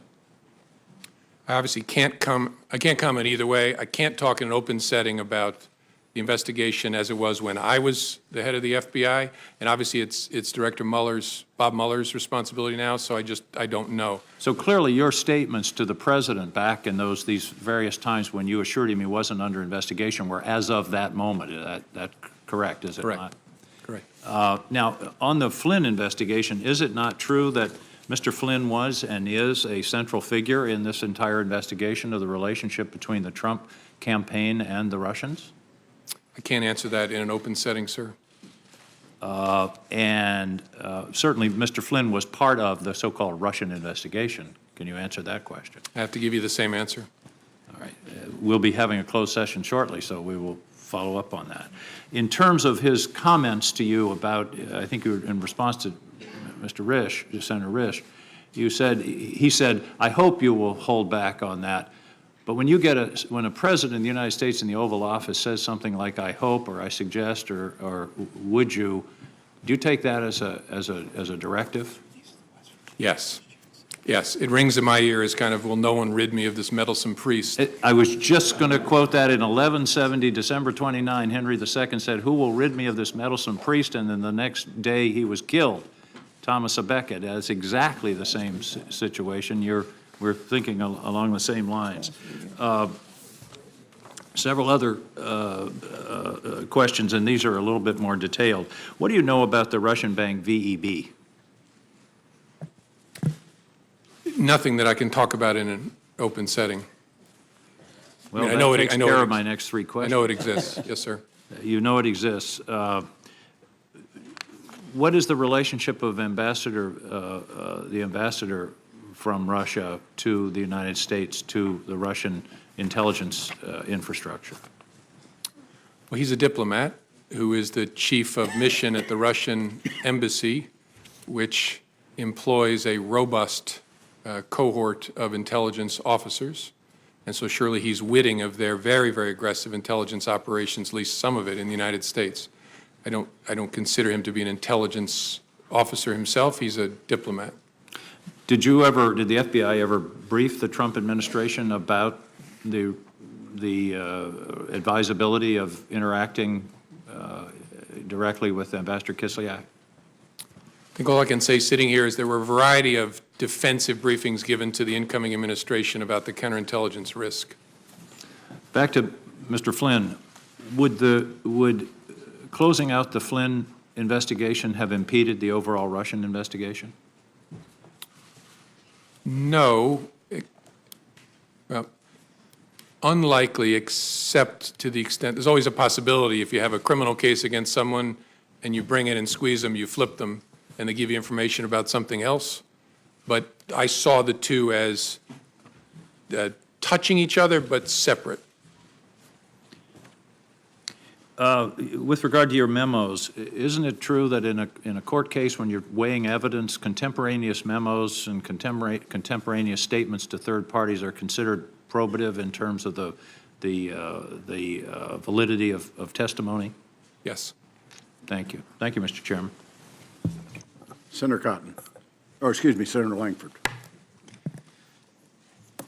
Well, Director Comey, good to see you again. You too. We've had multiple opportunities to be able to visit, as everyone on this dais has, and I appreciate you and your service and what you have done for the nation for a long time, what you've continued to do. I've told you before, in the heat of last year, when we had the opportunity to visit personally, that I pray for you and for your family, because you do carry a tremendous amount of stress, and that is still true today. Thank you. Let me walk through a couple things with you. Your notes are obviously exceptionally important because they give a very rapid account of what you wrote down and what you perceived happened in those different meetings. Have you had the opportunity to be able to reference those notes when you were preparing the written statement that you put for us today? Yes. Yes. I think nearly all of my written recordings of my conversations, I had a chance to review them before filing my statement. Do you have a copy of any of those notes personally? I don't. I turn them over to Bob Mueller's investigators. The individual that you told about your memos that then was sent on to the New York Times, did they have a copy of those memos, or were they told orally of those memos? Had a copy. I had a copy at the time. Do they still have a copy of those memos? It's a good question. I think so. I guess I can't say for sure sitting here, but I guess I don't know, but I think so. So the question is, could you ask them to hand that copy right back to you so you could hand them over to this committee? Potentially. I would like to move that from potential to see if we can ask that question so we can have a copy of those. Obviously, those notes are exceptionally important to us to be able to go through the process so we can continue to get to the facts as we see it. As you know, the written documents are exceptionally important. Yeah. Are there other documents that we need to be aware of that you used in your preparation for your written statement that we should also have that would assist us in helping with this? Not that I'm aware of, no. Past the February the 14th meeting, which is a very important meeting, obviously, as we discuss the conversations here about Michael Flynn. When the president asked you about, he hopes that you would let this go, and the conversation back and forth about being a good guy. After that time, did the president ever bring up anything about Michael Flynn again to you? You had multiple other conversations you have documented with the president. No, I don't remember him ever bringing it up again. Did any member of the White House staff ever come to you and talk to you about letting go of the Michael Flynn case or dropping it or anything referring to that? No, nope, Did the Director of National Intelligence come to you and talk to you about that? no, Did anyone from the Attorney General's office, the Department of Justice, ask you about that? no, Did the head of NSA talk to you about that? no.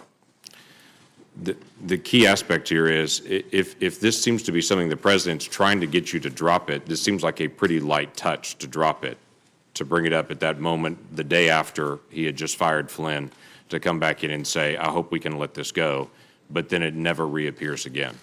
Did it slow down your investigation or any investigation that may or may not be occurring with Michael Flynn? No, although I don't know there are any manifestations, outward manifestations of the investigation between February 14th and when I was fired. So I don't know that the president would have any way of knowing whether it was effective or not.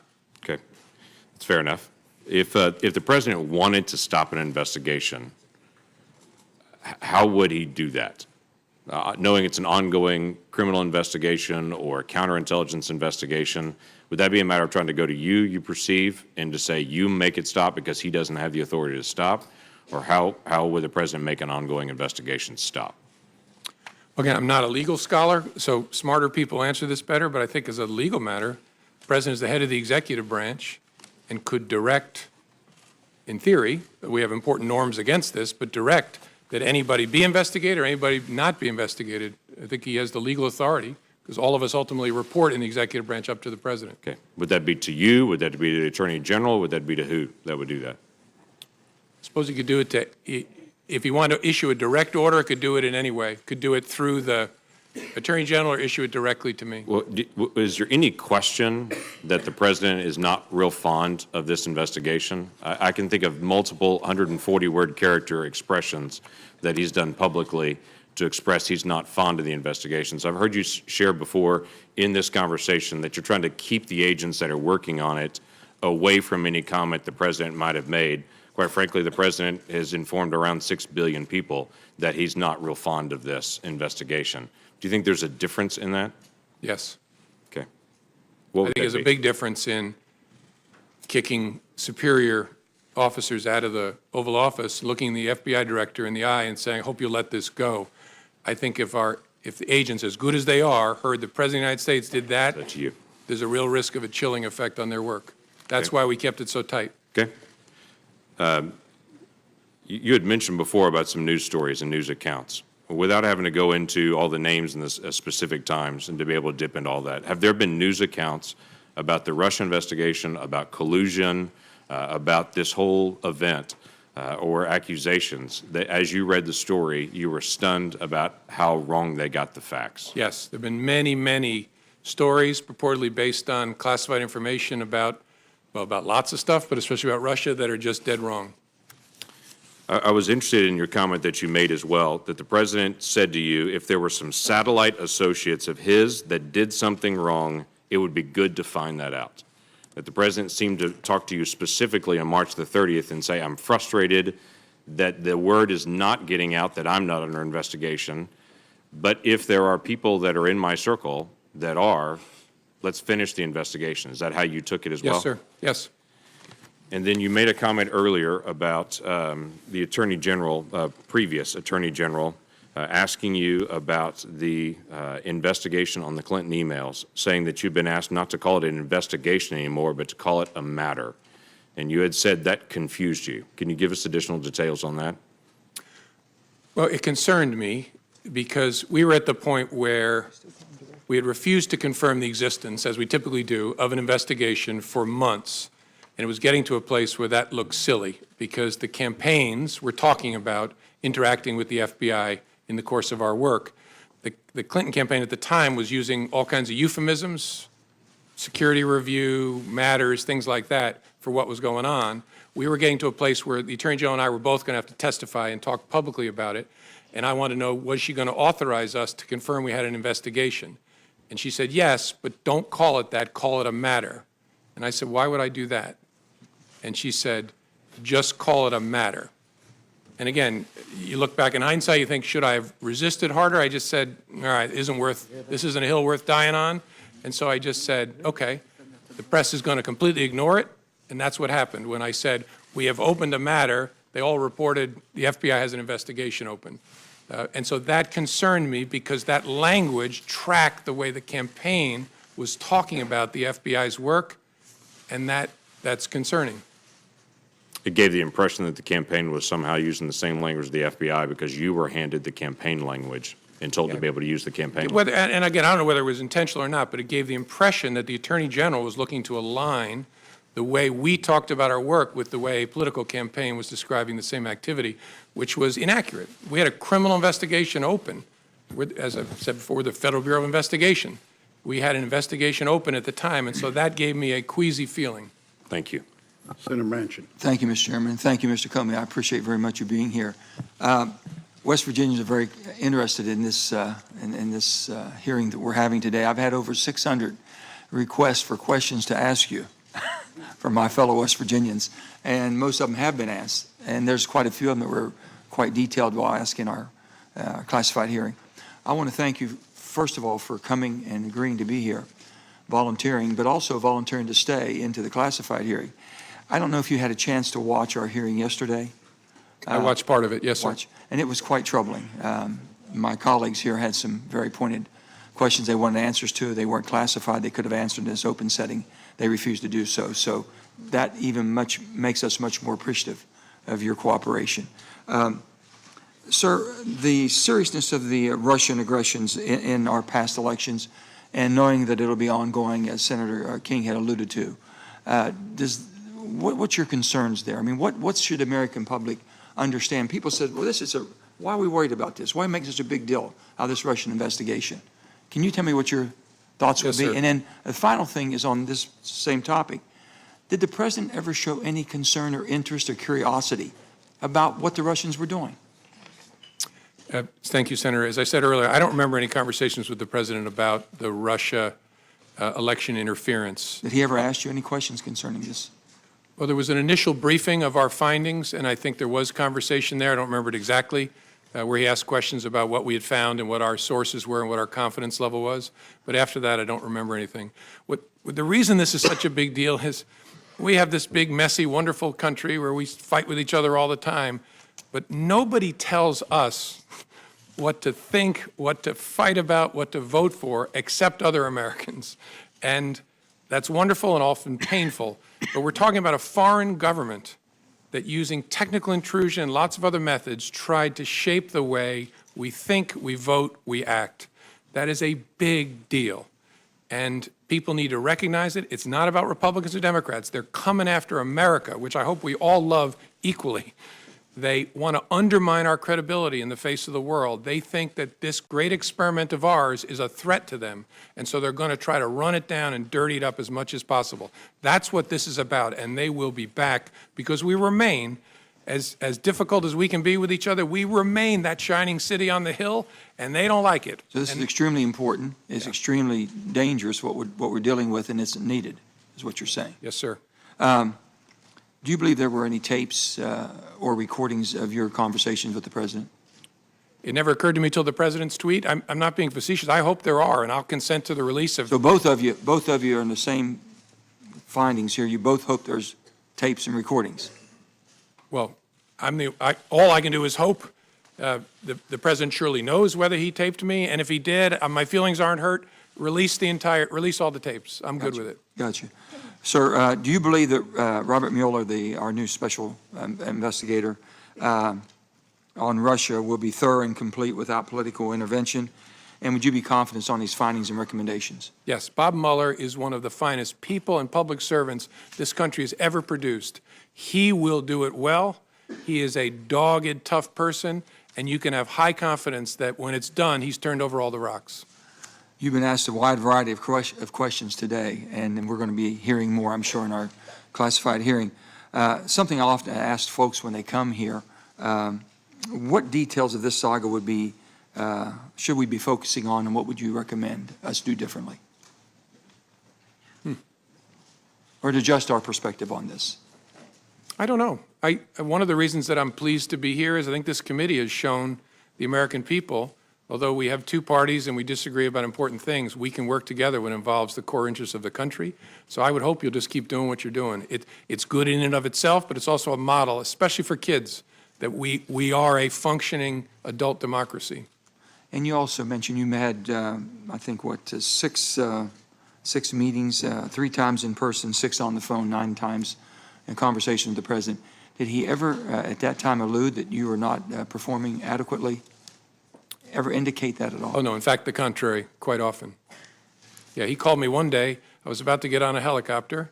The head of the DEA was waiting in the helicopter for me, and he just called to check in and tell me I was doing an awesome job and wanted to see how I was doing. And I said, "I'm doing fine, sir." And then I finished the call and got on the helicopter. Mr. Comey, do you believe you would have been fired if Hillary Clinton had become president? That's a great question. I don't know. Yeah, I don't know. You have any thoughts about it? No, I might have been. I don't know. Look, I've said before, that was an extraordinarily difficult and painful time. I think I did what I had to do. I knew it was going to be very bad for me personally, and the consequence of that might have been, if Hillary Clinton was elected, I might have been terminated. I don't know. I really don't. My final question will be, after February 14th meeting in the Oval Office, you mentioned that you asked Attorney General Sessions to ensure that you were never left alone with the president. Did you ever consider why Attorney General Sessions was not asked to stay in the room? Oh, sure. I did, and have. And in that moment, I knew. You ever talked to him about it? No, You never had a discussion with Jeff Sessions on this? no, not at all. On any of your meetings? No. Did he inquire? Did he show any inquiry whatsoever? What was that meeting about? No. Oh, you're right. I did say to him, I'd forgotten this, when I talked to him and said, "You have to be between me and the president," and that's incredibly important, and I forget my exact words, I passed along the president's message about the importance of aggressively pursuing leaks of classified information, which is a goal I share, and I passed that along to the Attorney General. I think it was the next morning in a meeting, but I did not tell him about the Flynn part. Do you believe this will rise to the obstruction of justice? I don't know. That's Bob Mueller's job to sort that out. Thank you, sir.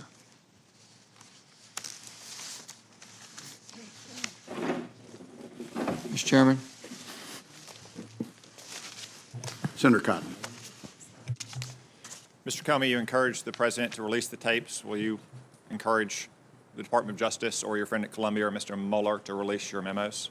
Sure. You said that you did not record your conversations with President Obama or President Bush in memos. Did you do so with Attorney General Sessions or any other senior member of the Trump Department of Justice? No. Did you? I'm sorry. Did you record conversations and memos with Attorney General Lynch or any other senior member of the Obama Department of Justice? No, not that I recall. In your statement for the record, you cite 9 private conversations with the president, 3 meetings, and 2 phone calls. There are 4 phone calls that are not discussed in your statement for the record. What happened in those phone calls? The president called me, I believe, shortly before he was inaugurated as a follow-up to our conversation, private conversation on January the 6th. He just wanted to reiterate his rejection of the allegation and talk about, he'd thought about it more and why he thought it wasn't true, the verified and unverified and salacious parts. And during that call, he asked me, again, hope you're going to stay, you're doing a great job. And I told him that I intended to. There was another phone call that I mentioned, I think was, could have the date wrong, March the 1st, where he called just to check in with me as I was about to get on the helicopter. There was a secure call we had about an operational matter that was not related to any of this, about something the FBI was working on. He wanted to make sure that I understood how important he thought it was, a totally appropriate call. And then the 4th call, I'm probably forgetting, I may have meant the call when he called to invite me to dinner. I'll think about it as I'm answering other questions, but I think I got that right. Let's turn our attention to the underlying activity at issue here, Russia's hacking into those emails and releasing them, and the allegations of collusion. Do you believe Donald Trump colluded with Russia? It's a question I don't think I should answer in an open setting. As I said, that when I left, we did not have an investigation focused on President Trump. But that's a question that'll be answered by the investigation, I think. Let me turn to a couple statements by one of my colleagues, Senator Feinstein. She was the ranking member on this committee until January, which means she had access to information that only she and Chairman Burr did. She's now the senior Democrat on the Judiciary Committee, meaning she has access to the FBI that most of us don't. On May 3rd, on CNN's Wolf Blitzer show, she was asked, do you have evidence that there was in fact collusion between Trump associates and Russia during the campaign? She answered, not at this time. On May 18th, at the same show, Mr. Blitzer said, the last time we spoke, Senator, I asked if you had actually seen any evidence of collusion between the Trump campaign and the Russians, and you said to me, and I'm quoting you now, you said, not at this time. Has anything changed since we last spoke? Senator Feinstein said, well, no, it hasn't. Do you have any reason to doubt those statements? I don't doubt that Senator Feinstein was saying what she understood. I just don't want to go down that path, first of all, because I'm not in the government anymore, and answering in the negative, I just worry leads me deeper and deeper into talking about the investigation in an open setting. I'm always trying to be fair. I don't want to be unfair to President Trump. I'm not trying to suggest by my answer something nefarious, but I don't want to get into the business of saying not as to this person, not as to that person. On February 14th, the New York Times published a story, the headline of which was, Trump campaign aides had repeated contacts with Russian intelligence. You were asked earlier if that was an inaccurate story, and you said, in the main, would it be fair to characterize that story as almost entirely wrong? Yes. Did you have, at the time that story was published, any indication of any contact between Trump people and Russians, intelligence officers, other government officials, or close associates of the Russian government? That's one I can't answer sitting here. We can discuss that in a classified setting then. I want to turn attention now to Mr. Flynn and the allegations of his underlying conduct. To be specific, his alleged interactions with the Russian ambassador on the telephone, and then what he said to senior Trump administration officials and Department of Justice officials. I understand there are other issues with Mr. Flynn related to his receipt of foreign monies or disclosure of potential advocacy activity on behalf of foreign governments. Those are serious and credible allegations that I'm sure will be pursued, but I want to speak specifically about his interactions with the Russian ambassador. There was a story on January 23rd in the Washington Post that says, entitled, FBI reviewed Flynn's calls with Russian ambassador but found nothing illicit. Is this story accurate? I don't want to comment on that, Senator, because I'm pretty sure the Bureau has not confirmed any interception of communications. And so I don't want to talk about that in an open setting. Would it be improper for an incoming national security advisor to have a conversation with a foreign ambassador?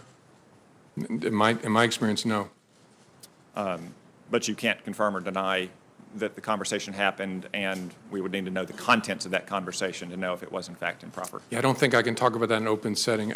And again, I've been out of government now a month, so I also don't want to talk about things when it's now somebody else's responsibility. But maybe in the classified setting, we can talk more about that. You stated earlier that there wasn't an open investigation of Mr. Flynn in the FBI.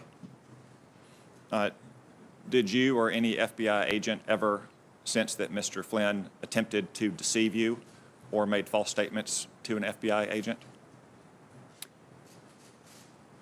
I don't want to go too far. That was the subject of the criminal inquiry. Did you ever come close to closing the investigation on Mr. Flynn? I don't think I can talk about that in an open setting either. We can discuss these more in the closed setting then. Mr. Comey, in 2004, you were a part of a well-publicized event about an intelligence program that had been recertified several times, and you were acting Attorney General when Attorney General John Ashcroft was incapacitated due to illness. There was a dramatic showdown at the hospital here.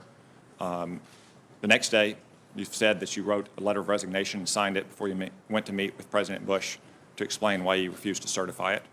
Is that accurate? Yes, I think so. At any time in the 3.5 months you were the FBI director during the Trump administration, did you ever write and sign a letter of recommendation and leave it on your desk? Letter of resignation? No, sir. Letter of resignation? No, sir.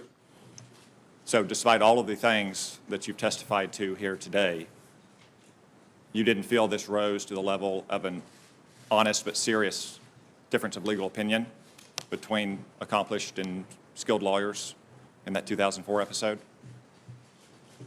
I wouldn't characterize the circumstances in 2004 that way, but to answer, no, I didn't find encounter any circumstance that led me to intend to resign, consider to resign. No, sir. Thank you. Senator Harris. Director Comey, I want to thank you. You are now a private citizen, and you are enduring a Senate Intelligence Committee hearing, and each of us gets 7 minutes instead of 5 as yesterday to ask you questions. So thank you Now, for I'm wanting to between speak truth. opportunities Well, now, so. Well, you are, I'm sure you'll have future opportunities. You know, you and I are both former prosecutors. I'm not going to require you to answer. I just want to make a statement that in my experience of prosecuting cases, when a robber held a gun to somebody's head and said, "I hope you will give me your wallet," the word hope was not the most operative word at that moment. But you don't have to respond to that point. I have a series of questions to ask you, and they're going to start with, are you aware of any meetings between the Trump administration officials and Russian officials during the campaign that have not been acknowledged by those officials in the White House? That's not even if I remember clearly, that's not a question I can answer in an open setting. Are you aware of any efforts by Trump campaign officials or associates of the campaign to hide their communications with Russian officials through encrypted communications or other means? I have to give you the same answer, Senator. Sure. In the course of the FBI's investigation, did you ever come across anything that suggested that communications records, documents, or other evidence had been destroyed? I think I got to give you the same answer because it would touch on investigative matters. And are you aware of any efforts or potential efforts to conceal communications between campaign officials and Russian officials? I think I have to give you the same answer, Senator. Thank you. As a former Attorney General, I have a series of questions about your connection with the Attorney General during the course of your tenure as Director. What is your understanding of the parameters of General Sessions' recusal from the Russia investigation? I think it's described in a written release or statement from DOJ, which I don't remember sitting here, but the gist was he would be recused from all matters relating to Russia and the campaign or activities of Russia and the 2016 election, I think, something like that. So is your knowledge of the extent of his recusal based on the public statements he's made? Or Correct. Okay.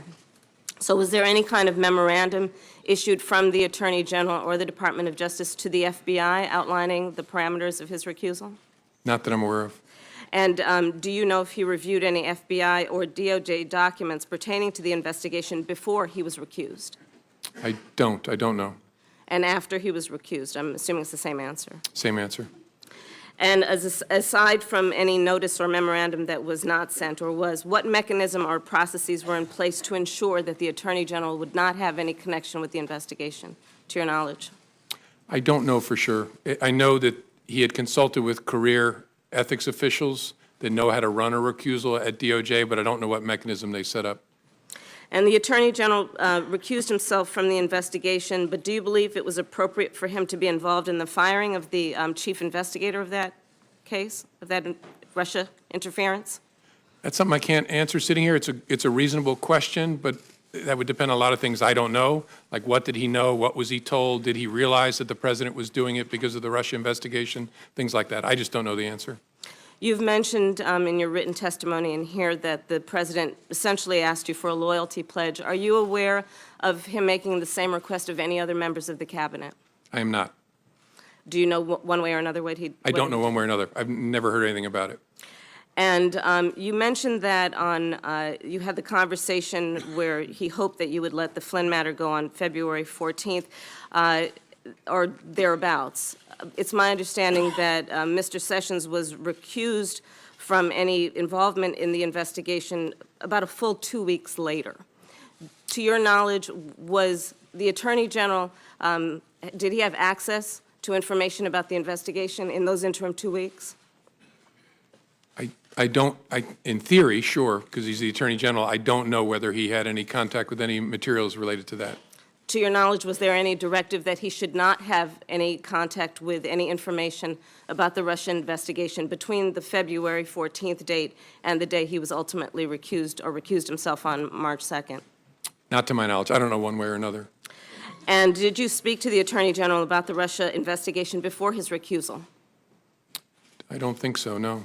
Do you know if anyone in the department, in the FBI, forwarded any documents or information or memos of any sort to the attention of the Attorney General before his recusal? I don't know of any or remember any sitting here. It's possible, but I don't remember any. Do you know if the Attorney General was involved, in fact involved, in any aspect of the Russia investigation after his recusal on the 2nd of March?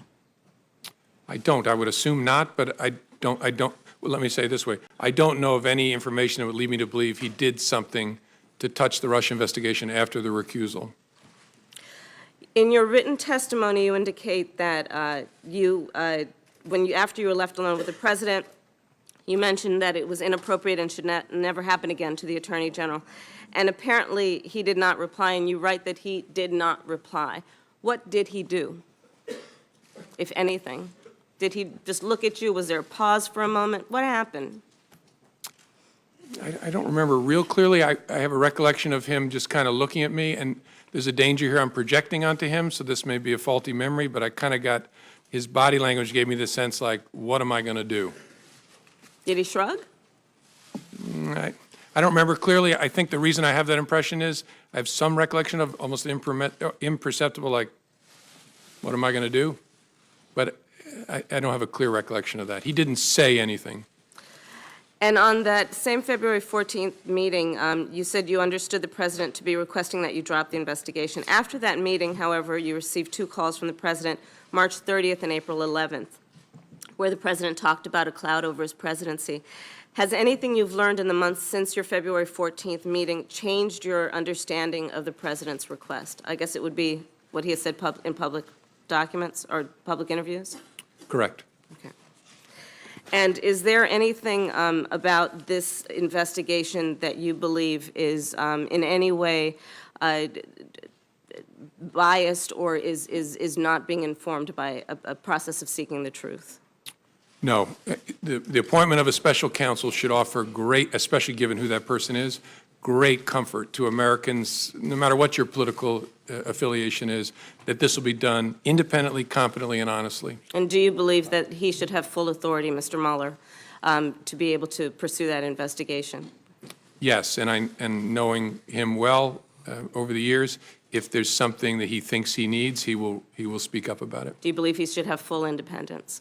Oh, yeah. And he wouldn't be part of it if he wasn't going to get full independence. Thank you. Senator Cornyn. Thank you, Mr. Chairman. Mr. Comey, I'll repeat what I've said at previous hearings, that I believe you're a good and decent man who's been dealt a very difficult hand, starting back with the Clinton email investigation. And I appreciate your willingness to appear here today voluntarily and answer our questions and cooperate with our investigation. As a general matter, if an FBI agent has reason to believe that a crime has been committed, do they have a duty to report it? That's a good question. I don't know that there's a legal duty to report it. They certainly have a cultural, ethical duty to report it. You're unsure whether they would have a legal duty? Yeah, that's a good question. I've not thought about it before. I don't know where the legal, there's a statute that prohibits misprision of a felony, knowing of a felony, and taking steps to conceal it, but this is a different question. And so look, let me be clear. I would expect any FBI agent who has information about a crime being committed to report it. Me too. But where you rest that obligation, I don't know. It exists. And let me ask you as a general proposition, if you're trying to make an investigation go away, is firing an FBI director a good way to make that happen? By that, I mean... Yeah, it doesn't make a lot of sense to me, but I'm obviously hopelessly biased, given that I was the one fired. I understand it's personal. No, given the nature of the FBI, I meant what I said. There's no indispensable people in the world, including at the FBI, that there's lots of bad things about me not being at the FBI. Most of them are for me, but the work's going to go on as before. So nothing that's happened that you've testified to here today has impeded the investigation of the FBI or Director Mueller's commitment to get to the bottom of this from the standpoint of the FBI and the Department of Justice. Would you agree with that? Correct. Especially the appointment of former Director Mueller is a critical part of that equation. Let me take you back to the Clinton email investigation. I think you've been cast as a hero or a villain, depending on whose political ox is being gored at many different times during the course of the Clinton email investigation, even now perhaps. But you clearly were troubled by the conduct of the sitting Attorney General, Loretta Lynch, when it came to the Clinton email investigation. You mentioned the characterization that you'd been asked to accept that this was a matter and not a criminal investigation, which you said it was. There was the matter of President Clinton's meeting on the tarmac with the sitting Attorney General at a time when his wife was subject to a criminal investigation, and you suggested that perhaps there are other matters that you may be able to share with us later on in a classified setting. But it seems to me that you clearly believe that Loretta Lynch, the Attorney General, had an appearance of a conflict of interest on the Clinton email investigation. Is that correct? I think that's fair. I didn't believe she could credibly decline that investigation, at least not without grievous damage to the Department of Justice and to the FBI. And under Department of Justice and FBI norms, wouldn't it have been appropriate for the Attorney General, or if she had recused herself, which she did not do, for the Deputy Attorney General to appoint a special counsel? That's essentially what's happened now with Director Mueller. Would that have been an appropriate step in the Clinton email investigation, in your opinion? Certainly a possible step, yes, sir. And were you aware that Ms. Lynch had been requested numerous times to appoint a special counsel and had refused? Yes, I think members of Congress had repeatedly asked, yes, sir. Yours truly did on multiple occasions. And that heightened your concerns about the appearance of a conflict of interest with the Department of Justice, which caused you to make what you have described as an incredibly painful decision to basically take the matter up yourself, and led to that July press conference. Yes, sir. After the former President Clinton, met on the plane with the Attorney General, I considered whether I should call for the appointment of a special counsel, and I decided that that would be an unfair thing to do because I knew there was no case there. We had investigated it very, very thoroughly. I know this is a subject of passionate disagreement, but I knew there was no case there, and calling for the appointment of special counsel would be brutally unfair because it would send the message, aha, there's something here. That was my judgment. Again, lots of people have different views of it, but that's how I thought about it. Well, if a special counsel had been appointed, they could have made that determination that there was nothing there and declined to pursue it, right? Sure, but it would have been many months later or a year later. Let me just ask you to, given the experience of the Clinton email investigation and what happened there, do you think it's unreasonable for anyone, any president, who has been assured on multiple occasions that he's not the subject of an FBI investigation, do you think it's unreasonable for them to want the FBI director to publicly announce that so that this cloud over his administration would be removed? I think that's a reasonable point of view. The concern would be obviously, because if that boomerang comes back, it's going to be a very big deal because there will be a duty to correct. Well, we saw that in the Clinton email investigation, of course. Yes, I recall that. Yeah, I know you do.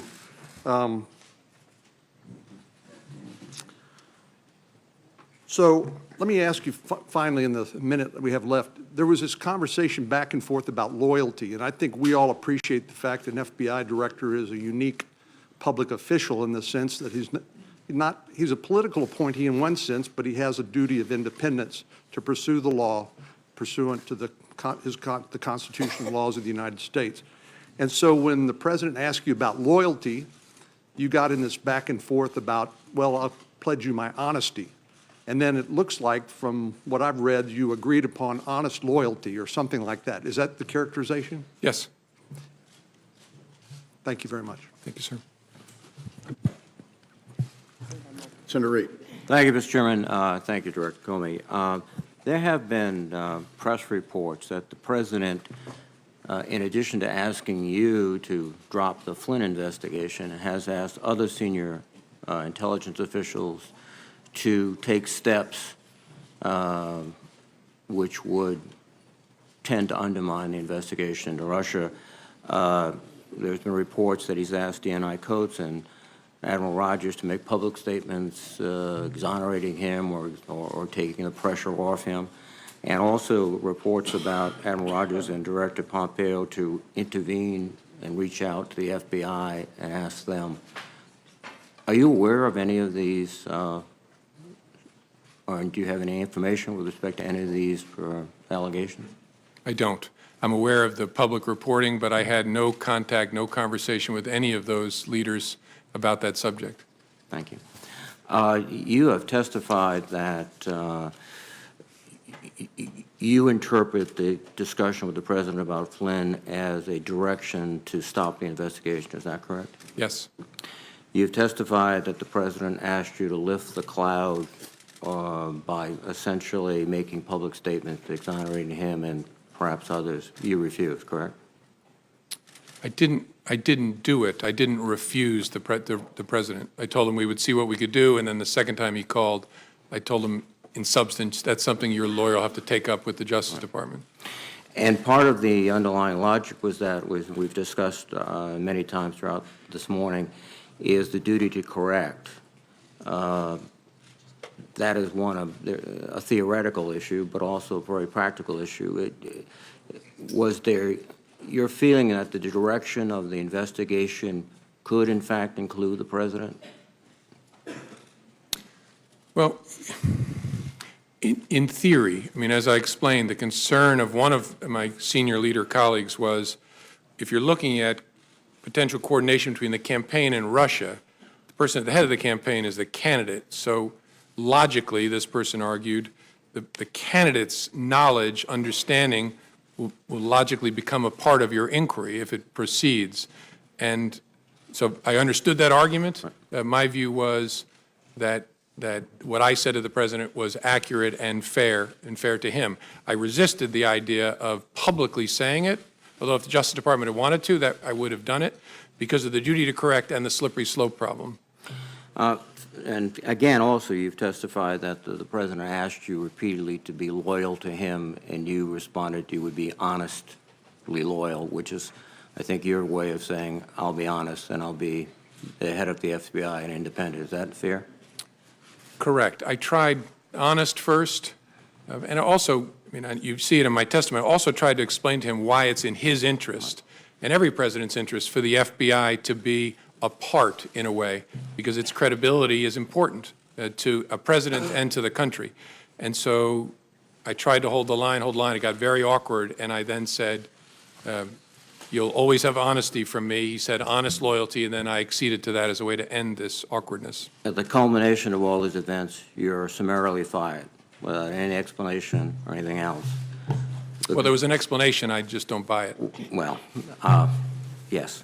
So you're fired. So do you believe that you were fired because you refused to take the President's direction? Is that the ultimate reason? I don't know for sure. I know I was fired. Again, I take the President's words. I know I was fired because of something about the way I was conducting the Russia investigation was in some way putting pressure on him, in some way irritating him, and he decided to fire me because of that. Now, I can't go farther than that. The Russian investigation, as you have pointed out, and as all my colleagues have reflected, is one of the most serious hostile acts against this country in our history, undermining the very core of our democracy and our elections. It is not a discrete event. It will likely occur. It's probably being prepared now for 18 and 20 and beyond. And yet, the President of the United States fires you because, in your own words, some relation to this investigation. And then he shows up in the Oval Office with the Russian foreign minister, first after classifying you as crazy and a real nut job, which I think you've effectively disproved this morning. He said, I face great pressure because of Russia. That's taken off. Your conclusion would be that the President, I would think, is downplaying the seriousness of this threat. In fact, took specific steps to stop a thorough investigation of the Russian influence, and also, from what you've said or what was been said this morning, doesn't seem to be particularly interested in these hostile threats by the Russians. Is that fair? I don't know that I can agree to that level of detail. There's no doubt that it's a fair judgment, it's my judgment, that I was fired because of the Russia investigation. I was fired in some way to change, or the endeavor was to change the way the Russia investigation was being conducted. That is a very big deal, and not just because it involves me. The nature of the FBI and the nature of its work requires that it not be the subject of political consideration. And then on top of that, you have the Russia investigation itself is vital because of the threat. And I know I should have said this earlier, but it's obvious. If any Americans were part of helping the Russians do that to us, that is a very big deal. And I'm confident that if that is the case, Director Mueller will find that evidence. Finally, the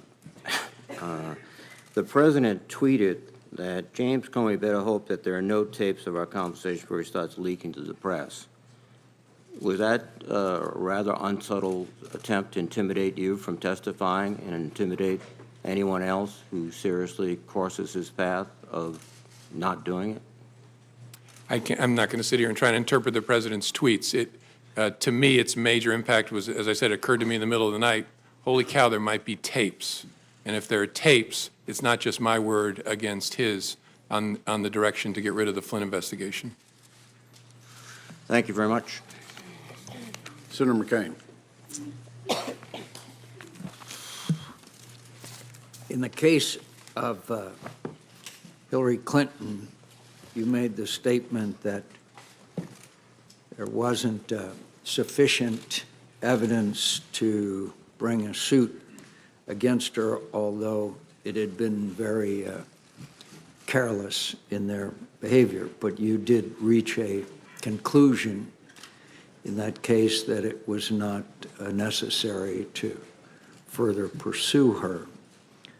Yet at the same time, in the case of Mr. Comey, you said that there was not enough information to make a conclusion. Tell me the difference between your conclusion as far as former Secretary Clinton is concerned and Mr. Trump. The Clinton investigation was a completed investigation that the FBI had been deeply involved in, and so I had an opportunity to understand all the facts and apply those facts against the laws I understood them. This investigation was underway, still going when I was fired, so it's nowhere near in the same place. At least it wasn't when I was. But it's still ongoing. Correct. So far as I know, it was when I left. That investigation was going on. This investigation is going on. You reached separate conclusions. No, that one was done. That investigation of any involvement of Secretary Clinton or any of her associates is completed. Yes, as of July the 5th, the FBI completed its investigative work, and that's what I was announcing, what we had done and what we had found.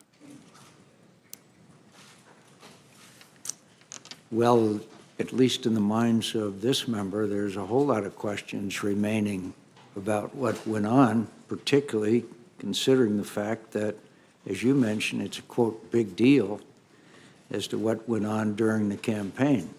So I'm glad you concluded that part of the investigation, but I think that the American people have a whole lot of questions out there, particularly since you just emphasized the role that Russia played. And obviously, she was a candidate for president at the time, so she was clearly involved in this whole situation where fake news, as you just described it, big deal, took place. You're going to have to help me out here. In other words, we're complete the investigation of anything that former Secretary Clinton had to do with the campaign is over and we don't have to worry about it anymore? With respect to Secretary, I'm a little confused, Senator. With respect to Secretary Clinton, yeah, we investigated criminal investigation in connection with her use of a personal email server. I understand. And that's the investigation I announced the conclusion of on July 5th. So, but at the same time, you made the announcement there would be no charges brought against then Secretary Clinton for any activities involved in the Russia involvement in our engagement in our election. I don't quite understand how you could be done with that, but not done with the whole investigation of their attempt to affect the outcome of our election. No, I'm sorry. We're not, at least when I left, when I was fired on May the 9th, there was still an open, active investigation to understand the Russian efforts and whether any Americans work with them. But you reached the conclusion that there was no reason to bring charges against Secretary Clinton. So you reached a conclusion. In the case of Mr. Comey, the President Comey, No, sir. excuse me, in the case of President Trump, you have an ongoing investigation.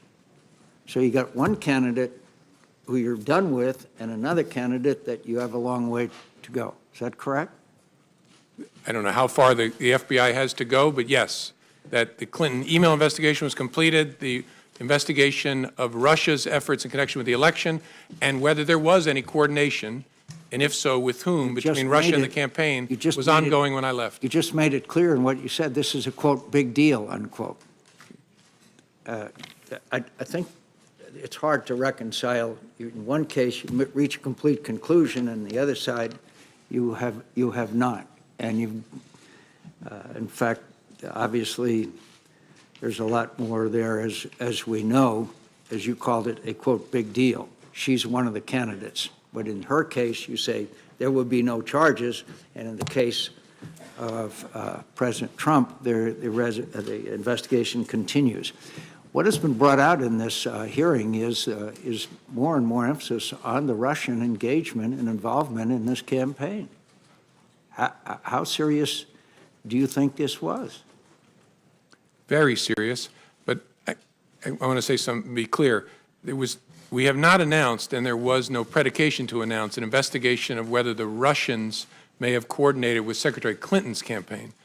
Secretary Clinton's campaign. No, but they may not have been involved with their campaign. They were involved with the entire presidential campaign, obviously. Of course. Yes, sir. And that is an investigation that began last summer, and so far as I'm aware, continues. So both President Trump and former candidate Clinton are both involved in the investigation, yet one of them, you said there's going to be no charges, and the other one, the investigation continues. Well, I think there's a double standard there, to tell you the truth. Then when the president said to you, you talked about the April 11th phone call, and he said, quote, because I've been very loyal to you, very loyal. We had that thing, you know. Did that arouse your curiosity as what, quote, that thing was? Yes. Why didn't you ask him? It didn't seem to me to be important for the conversation we were having to understand it. I took it to be an effort to communicate to me that there is a relationship between us where I've been good to you, you should be good to me. Yeah, but I think it would intensely arouse my curiosity if the President of the United States said, we had that thing, you know. I'd like to know what the hell that thing is, particularly if I'm the director of the FBI. Yeah, I get that, Senator. Honestly, I'll tell you what, this is speculation, but what I concluded at the time is in his memory he was searching back to our encounter at the dinner and was preparing himself to say, I offered loyalty to you, you promised loyalty to me, and all of a sudden his memory showed him that did not happen, and I think he pulled up short. That's just a guess, but I've a lot of conversations with humans over the years. I think I would have had some curiosity if it had been about me, to be honest with you.